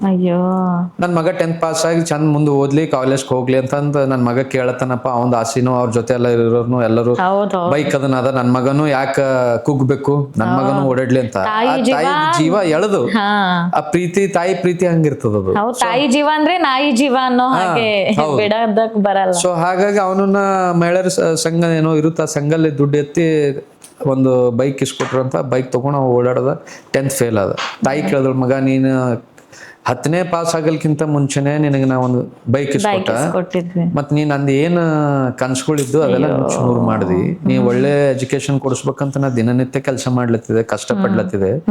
ಇವತ್ತು ನೀ ನಂದೇನ್ ಆಸೆಗಳಿದ್ದು ನುಚ್ಚು ನೂರು ಮಾಡಿದಿ, ಇದಕ್ಕೆ ಏನ್ ಮಾಡ್ಬೇಕಂಬದ್ ನನಗೆ ಅರ್ಥ ಆಗಲ್ಲ ಉಂಟದ ಮಗ ಅಂದ್ರೆ. ಅವ ಮಗ ಏನ್ ಮಾಡಿದನು, ನಾ 10th ಅಂತೂ ಫೇಲ್ ಆಗಿನಿ, ಈಗ ನನ್ನ ತಾಯಿಗೆ ನಾ ಏನಾರ ಮಾಡಿ ಆಸರೆ ಆಗ್ಬೇಕು. ಸೊ ಹಂಗಾಗಿ ನಂದೀಗ ತಿಂಗಳದ EMI ಕಟ್ಬೇಕಲ್ಲ ಮೇಡಮ್. ತಾಯಿಗೆ ಕೊಡ್ಸಿದಳು, ಈಗ ತಿಂಗಳ EMI ಕಟ್ಬೇಕಂದ್ರೆ ಎಲ್ಲಿಂದ ಕಟ್ಬೇಕು ಅಂತ ನಾ ಡೈಲಿ ನನಗೆ 300 ರೂಪಾಯಿ ಕೊಡ್ತಾರಣ, ನಾ ಇಲ್ಲಿ ಬಂದು ಕೆಲಸ ಮಾಡ್ತೀನಿ. ಅದ್ರ ಒಬ್ಬೊಬ್ಬರ ಜೀವನದಾಗೂ ಇಂಥವು ಘಟನೆಗಳಾಗಿನವ. ನಿಮ್ ಸಂಘಟನೆಯಿಂದ ಆ ರೀತಿ ಯುವಕರಿಗೆ ಏನಾದ್ರೂ ಇದು ಇರುತ್ತಾ ಸರ್? ಮೇಡಮ್, ಇವಾಗ ನಾವು ಈಗ ಬರುವಂತ ದಿನಗಳಲ್ಲಿ ಒಂದು ಉದ್ಯೋಗ ಮೇಳ ಮಾಡ್ತಾ ಇದೀವಿ. ಜಿಲ್ಲಾ ಯಾಕಂದ್ರೆ ಈ ರೀತಿ ಸುಮಾರು ಯುವಕರಿಗೆ ಉದ್ಯೋಗ ಅಂತಾನೆ ಸಿಗ್ತಾ ಇಲ್ಲ ಸರ್. ನಾ ಬಹಳ ಸರ್ತಿನೂ ಇದ್ರ ವಿರುದ್ಧ ನಾನು ಎಲ್ಲಾ, ಇವತ್ತು ನಮ್ಮಲ್ಲಿ ಕೆಲವೊಂದ್ ಕಡೆ ಇಂಡಸ್ಟ್ರಿಗಳು ನಮ್ಮಲ್ಲಿ ಎಲ್ಲ ಬೀದರಲ್ಲಿ ಆಗಿರ್ಬೋದು, ಎಲ್ಲಾ ಜಿಲ್ಲೆಲೂ ಇಂಡಸ್ಟ್ರೀಸ್ ಅದಾವ. ಹೌದು ಸರ್, ಹೌದು. ಇವತ್ತು ಬೀದರಲ್ಲಿ ಸ್ಪೆಷಲ್ ನಮ್ ಜನ ಏನು ಡಿಗ್ರಿ ಹೋಲ್ಡರ್ಸ್ ಅದಾರ, ಕೆಲವೊಬ್ರು ಓದ್ಯಾರ, ಕೆಲವೊಬ್ರು ಒಂದ್ ಒಳ್ಳೆ ಡಿಗ್ರಿ ತಗೊಂಡಿದಾರ ಅಂತಾರೆ. ಇವತ್ತು ನಮ್ ಇಂಡಸ್ಟ್ರಿ ಇಲ್ಲ ನಮ್ ಬೀದರಲ್ಲಿ, ದೊಡ್ಡ ದೊಡ್ಡ ಸಂಸ್ಥೆ ಇಲ್ಲ. ಇವತ್ತು ಹೊರ ರಾಜ್ಯಕ್ಕೆ ಹೋಗ್ತಾ ಇದಾರ ಅವ್ರು ಕೆಲಸ ಮಾಡ್ಲಕ್. ಹೊರ ರಾಜ್ಯಕ್ಕೆ ಹೋಗ್ತಾ ಇದಾರೆ. ಇವತ್ತು ಆಂಧ್ರ ಆಗಿರ್ಬೋದು, ತೆಲಂಗಾಣ ಆಗಿರ್ಬೋದು, ಮಹಾರಾಷ್ಟ್ರ ಆಗಿರ್ಬೋದು, ಬೆಂಗಳೂರು ಆಗಿರ್ಬೋದು. ಇವತ್ತು ಬೆಂಗಳೂರು 700 ಕಿಲೋಮೀಟರ್ ಅದ ಮೇಡಮ್ ಇಲ್ಲಿ. ಅಷ್ಟು ದೂರ ಅವ್ರ ತಾಯಿ ತಂದೆಗೆ ಬಿಟ್ಟು ಹೋಗ್ತಾ ಇದಾರೆ. ಸೊ ಇವತ್ತು ನಮ್ ಸಂಸ್ಥೆ ಒಂದ್ ದೊಡ್ಡ ಸಂಸ್ಥೆ, ಒಂದ್ ಸುಮಾರು ಒಂದು 10,000 ಜನ ಸೇರಿ ಕೆಲಸ ಮಾಡುವಂತ ಒಂದ್ ದೊಡ್ಡ ಇಂಡಸ್ಟ್ರಿ ಆಗ್ಬೇಕು ನಮ್ಮಲ್ಲಿ ಬೀದರ್ಲ್ಲ. ಬಹಳ ದಿವಸದ ಒಂದು ಆಸೆನೂ ಅದ ನಮ್ದು. ಬಹಳ ಸರ್ತಿ ನಾ ಎಲ್ಲಾ ಒಂದು ಹೋರಾಟದಾಗನು ಹೇಳಿದೀನಿ, ಮತ್ತೆ ಪ್ರೆಸ್ ಮೀಟ್ ಅಲ್ಲೂ ಹೇಳಿದೀನಿ. ನಮ್ದು ನನಗ ಅನ್ಸುತ್ತೆ ಸರ್, ಬೀದರ್ದು 50% ಯುವಕರು ಬ್ಯಾಂಗ್ಳೂರ್ನಲ್ಲಿ ಎಲ್ಲಿ ಹುಡುಕಿದ್ರು ಸಿಗ್ತಾರೆ. ಬೆಂಗಳೂರು ಇವತ್ತು ನಮ್ದು ಬೀದರ್ 90% ಜನ ಬೆಂಗಳೂರಲ್ಲೇ ಕೆಲಸ ಮಾಡ್ತಾರೆ. ಆ ತರ ಆಗಿದೆ ಇವತ್ತು ನಮ್ ಸ್ಥಳೀಯರಿಗೆ, ಒಂದು ಎಲ್ಲಾ ಶಾಸಕರಿಗೆ ಮತ್ತೆ ಏನು MP ಅದರ ಅವ್ರಿಗೆ ನಮ್ದೊಂದು ಮನವಿ ಅದ ನಮ್ ಸಂಘಟನೆಯಿಂದ. ಇವತ್ತು ನಿಮ್ ಮಾಧ್ಯಮ ಮುಖಾಂತರ ನಾವು ಹೇಳ್ತೀವಿ, ಇವತ್ತು ಬೀದರಲ್ಲಿ ಬಹಳಷ್ಟು ಜನ ಡಿಗ್ರಿ ಹೋಲ್ಡರ್ಸ್ಗಳು ಹೊರ ರಾಜ್ಯಕ್ಕೆ ಹೋಗಿ ಕೆಲಸ ಮಾಡ್ತಾ ಇದಾರೆ. ಸೊ ಅಂತವ್ರನ್ನ ಇವತ್ತು 12th ಪಾಸ್ ಆಗಿರ್ಬೋದು, ಡಿಗ್ರಿ ಆಗಿರ್ಬೋದು, ಕೆಲವೊಬ್ರು ಒಳ್ಳೆ ಒಳ್ಳೆ ಒಂದು ಡಿಗ್ರಿ ಹೋಲ್ಡರ್ಸ್ ಅದಾರ, ಅವ್ರ ಮಾಸ್ಟರ್ಸ್ ಅದಾರ.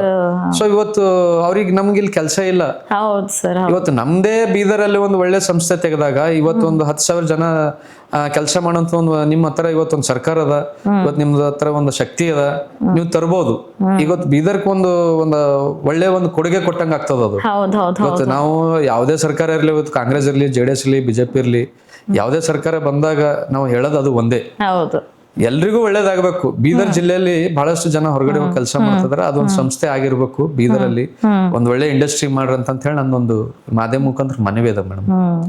ಸರ್, ಇವಾಗ ನೀವು ಆಲ್ ಇಂಡಿಯಾ ಪ್ಯಾಂಥರ್ ಅಧ್ಯಕ್ಷರಾಗಿ ಕಾರ್ಯವನ್ನು ನಿರ್ವಹಿಸ್ಲತ್ತೀರಿ. ದಲಿತರಿಗೋಸ್ಕರನೇ ಅದನ್ನ ಇದು ಅಥವಾ ಬೇರೆ ಸಮಾಜಕ್ಕೂ ಸೀಮಿತ ಅದನ್ನ ನಿಮ್ಮ ಸಂಘಟನೆ? ಅಂದ್ರೆ ದಲಿತರ ಶೋಷಣೆ, ದಲಿತರಿಗೋಸ್ಕರ ನ್ಯಾಯ ಈ ರೀತಿನೇ ಇದೆನಾ ಅಥವಾ ಎಲ್ಲ ಸಮಾಜಕ್ಕೂ ಇದು ಇದೆನಾ ನ್ಯಾಯ? ನಮ್ ಸಂಘಟನೆ ಹೆಸರೇ ಆಲ್ ಇಂಡಿಯಾ ಪ್ಯಾಂಥರ್ ಸೇನೆ ಅಂತ. ಹೌದು. ಈ ಸಂಘಟನೆ ಎಲ್ಲೂ ಯಾವುದೇ ಒಂದು ಇದಕ್ಕೂ ಸೀಮಿತ ಆಗಿಲ್ಲ. ಇಲ್ಲ, ಸಮಾಜದಲ್ಲಿ ಎಲ್ಲಾ ಜಾತಿ ಧರ್ಮದವ್ರನ್ನ ತಗೊಂಡು ಹೋಗುವಂತ ಸಂಘಟನೆ ಆಗಿದೆ ಮೇಡಮ್. ಓಕೆ. ಒಂದು ಇವತ್ತು ಶೋಷಿತರಿಗೆಲ್ಲ ಅನ್ಯಾಯ ಆಯ್ತದ, ಅಲ್ಲಿ ಧ್ವನಿ ಎತ್ತಂತ ಕೆಲಸ ಮಾಡ್ತೀವಿ. ಇವತ್ತು ಯಾವುದೇ ಒಂದು ವೈಯಕ್ತಿಕ ಇಂಥದೇ ಇದಕ್ಕಾಗಿ ನಾವು ಹೋರಾಟ ಮಾಡ್ತೀವಿ ಅಂತ ಇಲ್ಲ. ಹೌದು. ನೋಡಿ, ಇವತ್ತು ಇಲ್ಲಿ ಅನ್ಯಾಯ ಅಂತ ಆದಾಗ ಒಂದು ಜಾತಿಗೆ ಅನ್ಯಾಯ ಆಗಲ್ಲ ಮೇಡಮ್. ಎಲ್ಲಾ ಜಾತಿಗಳಿಗೂ ಸಮಾಜ ಅಂತಂದ್ರೆ ಸಮಾಜ ಅಂದಾಗ ಎಲ್ಲಾ ಜಾತಿ ಧರ್ಮದವರಿಗೂ ಅನ್ಯಾಯ ಆಗ್ತದೆ. ಪರ್ಟಿಕ್ಯುಲರ್ ಒಂದೇ ಜಾತಿ ಧರ್ಮದವರಿಗೆ ಅನ್ಯಾಯ ಆಗಲ್ಲ. ಎಲ್ಲಾ ಜಾತಿ ಧರ್ಮದವರಿಗೂ ಅನ್ಯಾಯ ಆದಾಗ ಅಲ್ಲಿ ನಾವು ನಮ್ಮ ಸಂಘಟನೆ ಮುಖಾಂತರ ಪ್ಯಾಂಥರ್ ಸಂಘಟನೆಯಿಂದ ಆ ಜಾಗಕ್ಕೆ ಹೋಗಿ ನಾವು ಅವ್ರದ್ದು ಏನು ಕಷ್ಟ ನೋವುಗಳದಾವ ಅದು ಸರಿಪಡಿಸಿ ನ್ಯಾಯ ದೊರಸ್ಕೊಡುವಂತ ಕೆಲಸ ಮಾಡ್ಕೊಂಡ್ ಬಂದಿದೀವಿ. ಹಿಂದೆನೂ ಕೂಡ, ಇವಾಗೂ ಮಾಡ್ತೀವಿ, ಮುಂದೆನೂ ಮಾಡ್ತೀವಿ ಮೇಡಮ್. ಸರ್, ಇವಾಗ ಬಂದ್ಬಿಟ್ರೆ ಇವಾಗ ಲೀಡರ್ಶಿಪ್ ಅದೇ ರೀತಿಯಾಗಿ ಸೋಷಿಯಲಿ ಸುಮಾರು ಸವಾಲುಗಳು ನೀವು ಎದುರಿಸ್ತೀರಾ.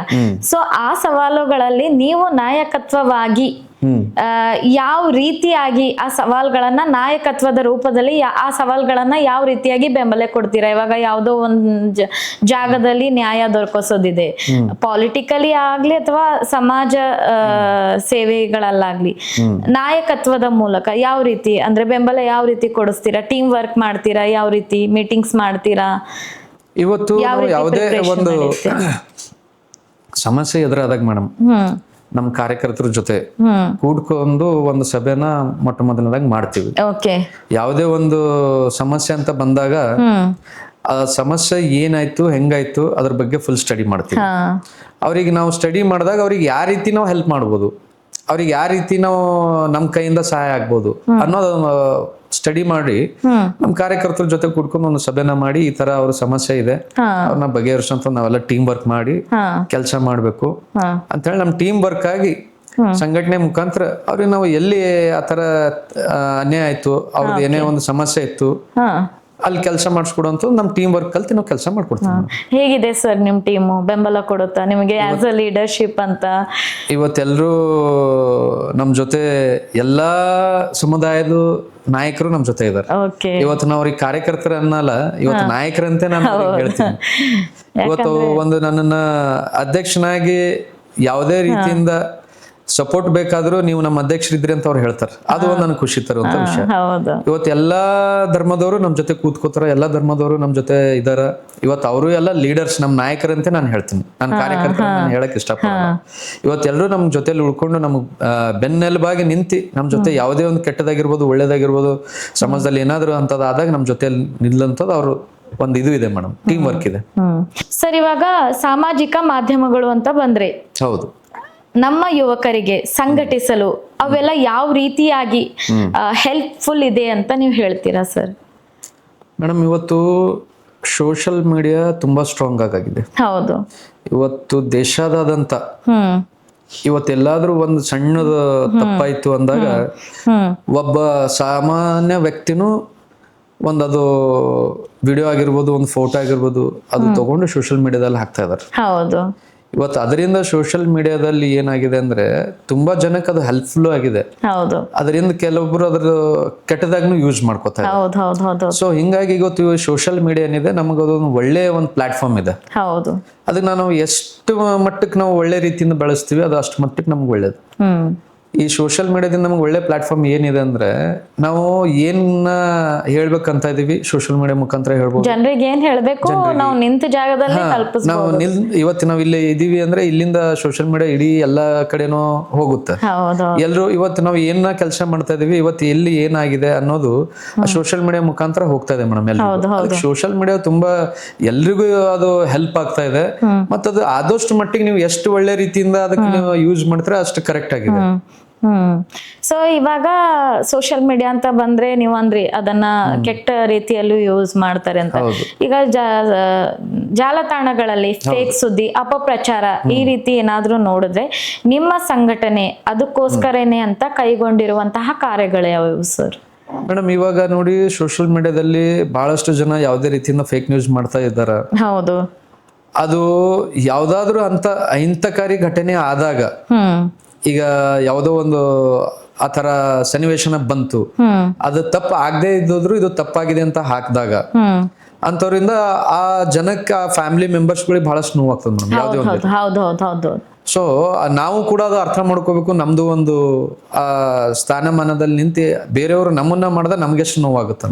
ಸೊ ಅದಕ್ಕೋಸ್ಕರ ಏನಾದ್ರೂ ಲೈಕ್ ಈಗ ಒಂದು ಅಯ್ಯೋ ಈ ರೀತಿ ಫೇಕ್ ಸುದ್ದಿ ಬಂದಿದೆ ಅಂತ ಅಂದ ತಕ್ಷಣ ನಿಮ್ಮ ಸಂಘಟನೆಯವರು ಯಾವ ರೀತಿ ಅದನ್ನ ಇದು ಮಾಡೋದಕ್ಕೆ ಮೇಡಮ್, ಇವಾಗ ಫೇಕ್ ನ್ಯೂಸ್ ಆಲ್ರೆಡಿ ನೀವು ನೋಡ್ತಾ ಇದ್ರಿ, ಎಲ್ಲಾ ಕಡೆನೂ ಸತ್ಯ ಯಾವುದು ಸುಳ್ಳು ಯಾವುದು ಸೋಷಿಯಲ್ ಮೀಡಿಯಾದಲ್ಲಿ ಗೊತ್ತಾಗ್ತಾ ಇದೆ. ಸೊ ಹೀಗಾಗಿ ಸೋಷಿಯಲ್ ಮೀಡಿಯಾದಲ್ಲಿ ಸತ್ಯನೇ ಪ್ರದರ್ಶನ ಮಾಡ್ತಾರೆ, ಸುಳ್ಳುನ ಅದು ಸಾಕಷ್ಟು ಜನ ನೋಡ್ತಾರೆ, ಬಟ್ ಇದು ಸುಳ್ಳು ಅನ್ನೋದು ಅವ್ರಿಗೂ ಗೊತ್ತಿರುತ್ತೆ.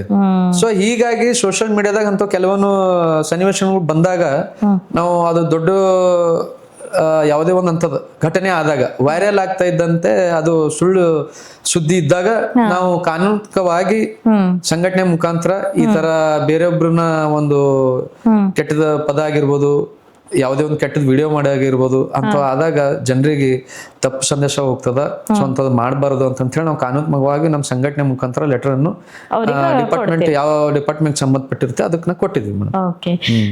ಡಿಜಿಟಲ್ ಯುಗದಲ್ಲಿ ಸರ್ ಗ್ರಾಮೀಣ ಭಾಗಗಳ ಇರ್ತಾವ. ಸೊ ಆ ಗ್ರಾಮೀಣ ಭಾಗಗಳಲ್ಲಿ ಈ ಡಿಜಿಟಲ್ ಯುಗದಲ್ಲಿ ಗ್ರಾಮೀಣ ಭಾಗದಲ್ಲಿ ಅಷ್ಟೊಂದು ಟೆಕ್ನಿಕಲಿ ಯಾರು ಫಾಸ್ಟ್ ಆಗಿರಲ್ಲ.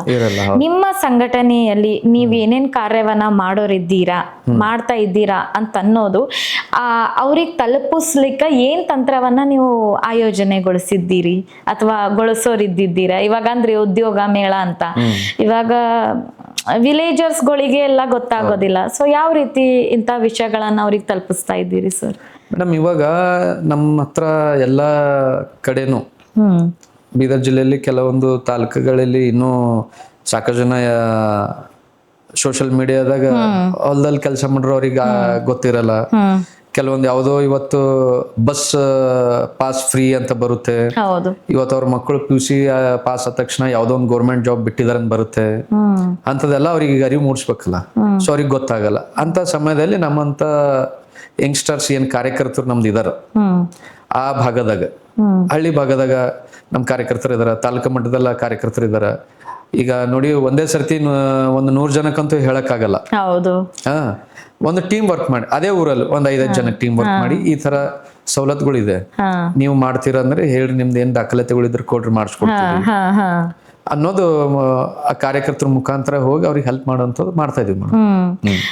ಸೊ ಇವಾಗ ಬಂದ್ಬಿಟ್ರೆ ಸರ್, ದಲಿತರ ಮೇಲೆ ಅಥವಾ ಸಮಾಜದ ಯಾವುದೇ ಸಾಮಾಜಿಕ ಸಂಘಟನೆ ಅಂದ್ರೆ ಒಂದು ಇದಿರುತ್ತೆ ಸರ್, ದಲಿತರಾಗಬಹುದು ಅಥವಾ ಅದನ್ನ ಬಿಟ್ಟು ಬೇರೆ ಸಮಾಜದವ್ರ ಮೇಲೆ ದೌರ್ಜನ್ಯ ಆಗಿದ್ರೆ ಅದರ ಬಗ್ಗೆ ನೀವು ನಿಮ್ಮ ಸಂಘಟನೆಯವರು ಯಾವ ರೀತಿಯಾಗಿ ಕಾಳಜಿಯನ್ನ ತಗೋತೀರಾ? ಮತ್ತೆ ಆ ಒಂದು ದೌರ್ಜನ್ಯವನ್ನ ಯಾವ ರೀತಿ ಪ್ರೇರೇಪಣೆಯನ್ನ ಮಾಡ್ಕೊಂಡ್ಬಿಟ್ಟು ಅದನ್ನ ಎಷ್ಟು ದಿನದಲ್ಲಿ ನ್ಯಾಯ ದೊರಕಿಸ್ಕೊಡ್ತೀರಾ ಸರ್? ಮೇಡಮ್, ಇವತ್ತು ಅನ್ಯಾಯ ಅಂತ ಬಂದಾಗ ನಾವು ಯಾವುದೇ ಜಾತಿ ಪಾತ ಇಲ್ಲದೆ, ಯಾವುದೇ ಧರ್ಮ ಇಲ್ಲದೆ ಎಲ್ರು ನಾವು ಒಂದೇ ಅನ್ನೋದೊಂದು ಮನೋಭಾವನೆ ಇಟ್ಕೊಂಡು ಸಂಘಟನೆ ಹೋರಾಟ ಮಾಡೋದು, ಅದು ಒಂದು ಸಂಘಟನೆ ಸಿದ್ಧಾಂತ ಇದೆ ಮೇಡಮ್. ಇವತ್ತು ದಲಿತರಿಗಾಗಿರ್ಬೋದು, ಮತ್ತೊಬ್ಬರಿಗಾಗಿರ್ಬೋದು, ಬರೀ ಅವರಿಗಾಗೆ ನಾವು ಹೋರಾಟ ಮಾಡ್ತೀವಿ ಅನ್ನೋದು ಸಂಘಟನೆ ಸಿದ್ಧಾಂತ ಯಾವ ಸಂಘಟನೆಯಲ್ಲೂ ಕೂಡ ಇಲ್ಲ. ಸೊ ಹೀಗಾಗಿ ನಮ್ಮ ಸಂಘಟನೆ ಮುಖಾಂತರ ಎಲ್ಲಾ ಸಮುದಾಯದವ್ರನ್ನ ಎಲ್ಲಿ ಅನ್ಯಾಯ ಆಯ್ತು ಅಲ್ಲಿ ಹೋಗಿ ಅವ್ರದ್ದು ಏನು ತಪ್ಪು ಒಪ್ಪುಗಳು ಆಗಿದಾವ, ಅವ್ರಿಗೆ ಏನು ಕಷ್ಟ ಆಗಿದೆ ಅನ್ನೋದು ಒಂದು ರೈಟಿಂಗ್ ಮುಖಾಂತರದಲ್ಲಿ ಅವ್ರನ್ನ ನಾವು ಒಂದು ತಗೋತೀವಿ ಮೇಡಮ್.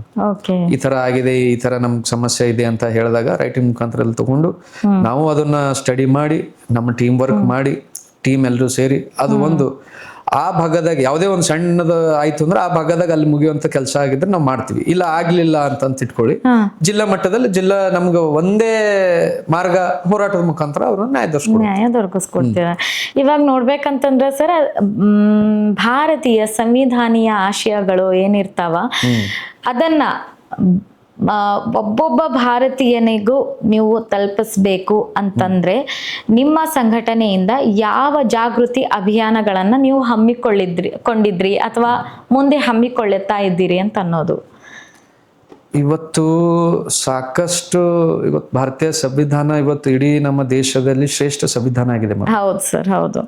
ಇವತ್ತು ನಾವು ಪ್ರತಿಯೊಬ್ರು ನಾವು ಇಷ್ಟು ಆರಾಮಾಗಿ ಬದುಕ್ತಾ ಇದೀವಿ.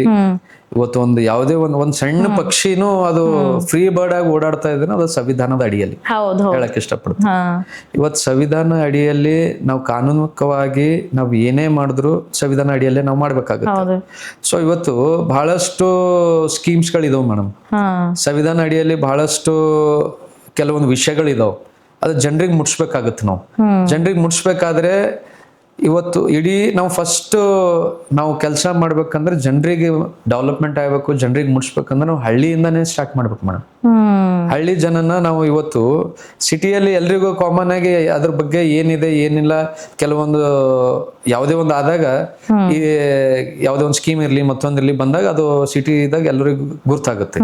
ಇವತ್ತು ಹಳ್ಳಿಯಲ್ಲಿ ಕೆಲವೊಂದ್ ಕಡೆ ಆ ಭಾಗದಲ್ಲಿ ಇನ್ನೂ ಮುಟ್ಟಲ್ಲ, ಕೆಲವೊಂದು ಇದು ಆಗಲ್ಲ. ಅವತ್ತು ಅವ್ರೇನು ಗ್ರಾಮ ಕಚೇರಿಯಿಂದ ಅವರು ಗ್ರಾಮದವ್ರನ್ನ ಅವರು ಕರ್ಸ್ಬಿಟ್ಟು ಹೇಳ್ಬೇಕಾಗುತ್ತೆ. ಸೊ ಅಂತ ಸಮಯದಲ್ಲಿ ನಾವು ಕೂಡ ತಾಲೂಕಾ ಪಂಚಾಯತ್ ಆಗಿರ್ಬೋದು, ಗ್ರಾಮ ಪಂಚಾಯತಿ ಆಗಿರ್ಬೋದು, ಅಧ್ಯಕ್ಷರು ಮತ್ತೆ PDO ಏನಿರ್ತಾರೆ, ಈ ತರ ನಿಮ್ಮ ಸವಲತ್ತುಗಳು ಏನಿದಾವ ಇವತ್ತು ಸಂವಿಧಾನ ಅಡಿಯಲ್ಲಿ ನೀವು ಏನ್ ಕಾರ್ಯಕ್ರಮಗಳು ಮಾಡ್ತೀರಿ, ಜನರ ಸಮಸ್ಯೆಗಳು ಏನಿದಾವ, ಮತ್ತೆ ಏನ್ ಮೂಲಭೂತ ಸೌಕರ್ಯಗಳು ಅವ್ರನ್ನ ಬೇಕು, ಒಂದು ಗ್ರಾಮ ಶಾಖೆ ನಮ್ದು ಗ್ರಾಮ ಶಾಖೆ ನಮ್ಮ ಸಂಘಟನೆ ಮುಖಾಂತರ ಗ್ರಾಮ ಶಾಖೆ ಅಧ್ಯಕ್ಷರನ್ನ ಹೇಳಿ PDO ಅವ್ರನ್ನ ಅಥವಾ ಅಧ್ಯಕ್ಷರನ್ನ ಒಂದು ಮನವಿ ಕೊಡುವಂತ ಮುಖಾಂತರ ಹೇಳಿ ಈ ತರ ಸವಲತ್ತುಗಳನ್ನು ನೀವು ಸರಿಪಡಿಸ್ಕೊಡಿ, ಮತ್ತೆ ಅವ್ರನ್ನ ಏನ್ ಮೂಲಭೂತ ಸೌಕರ್ಯಗಳಿದೆ ಅದು ಮಾಡಿಸ್ಕೊಡಿ.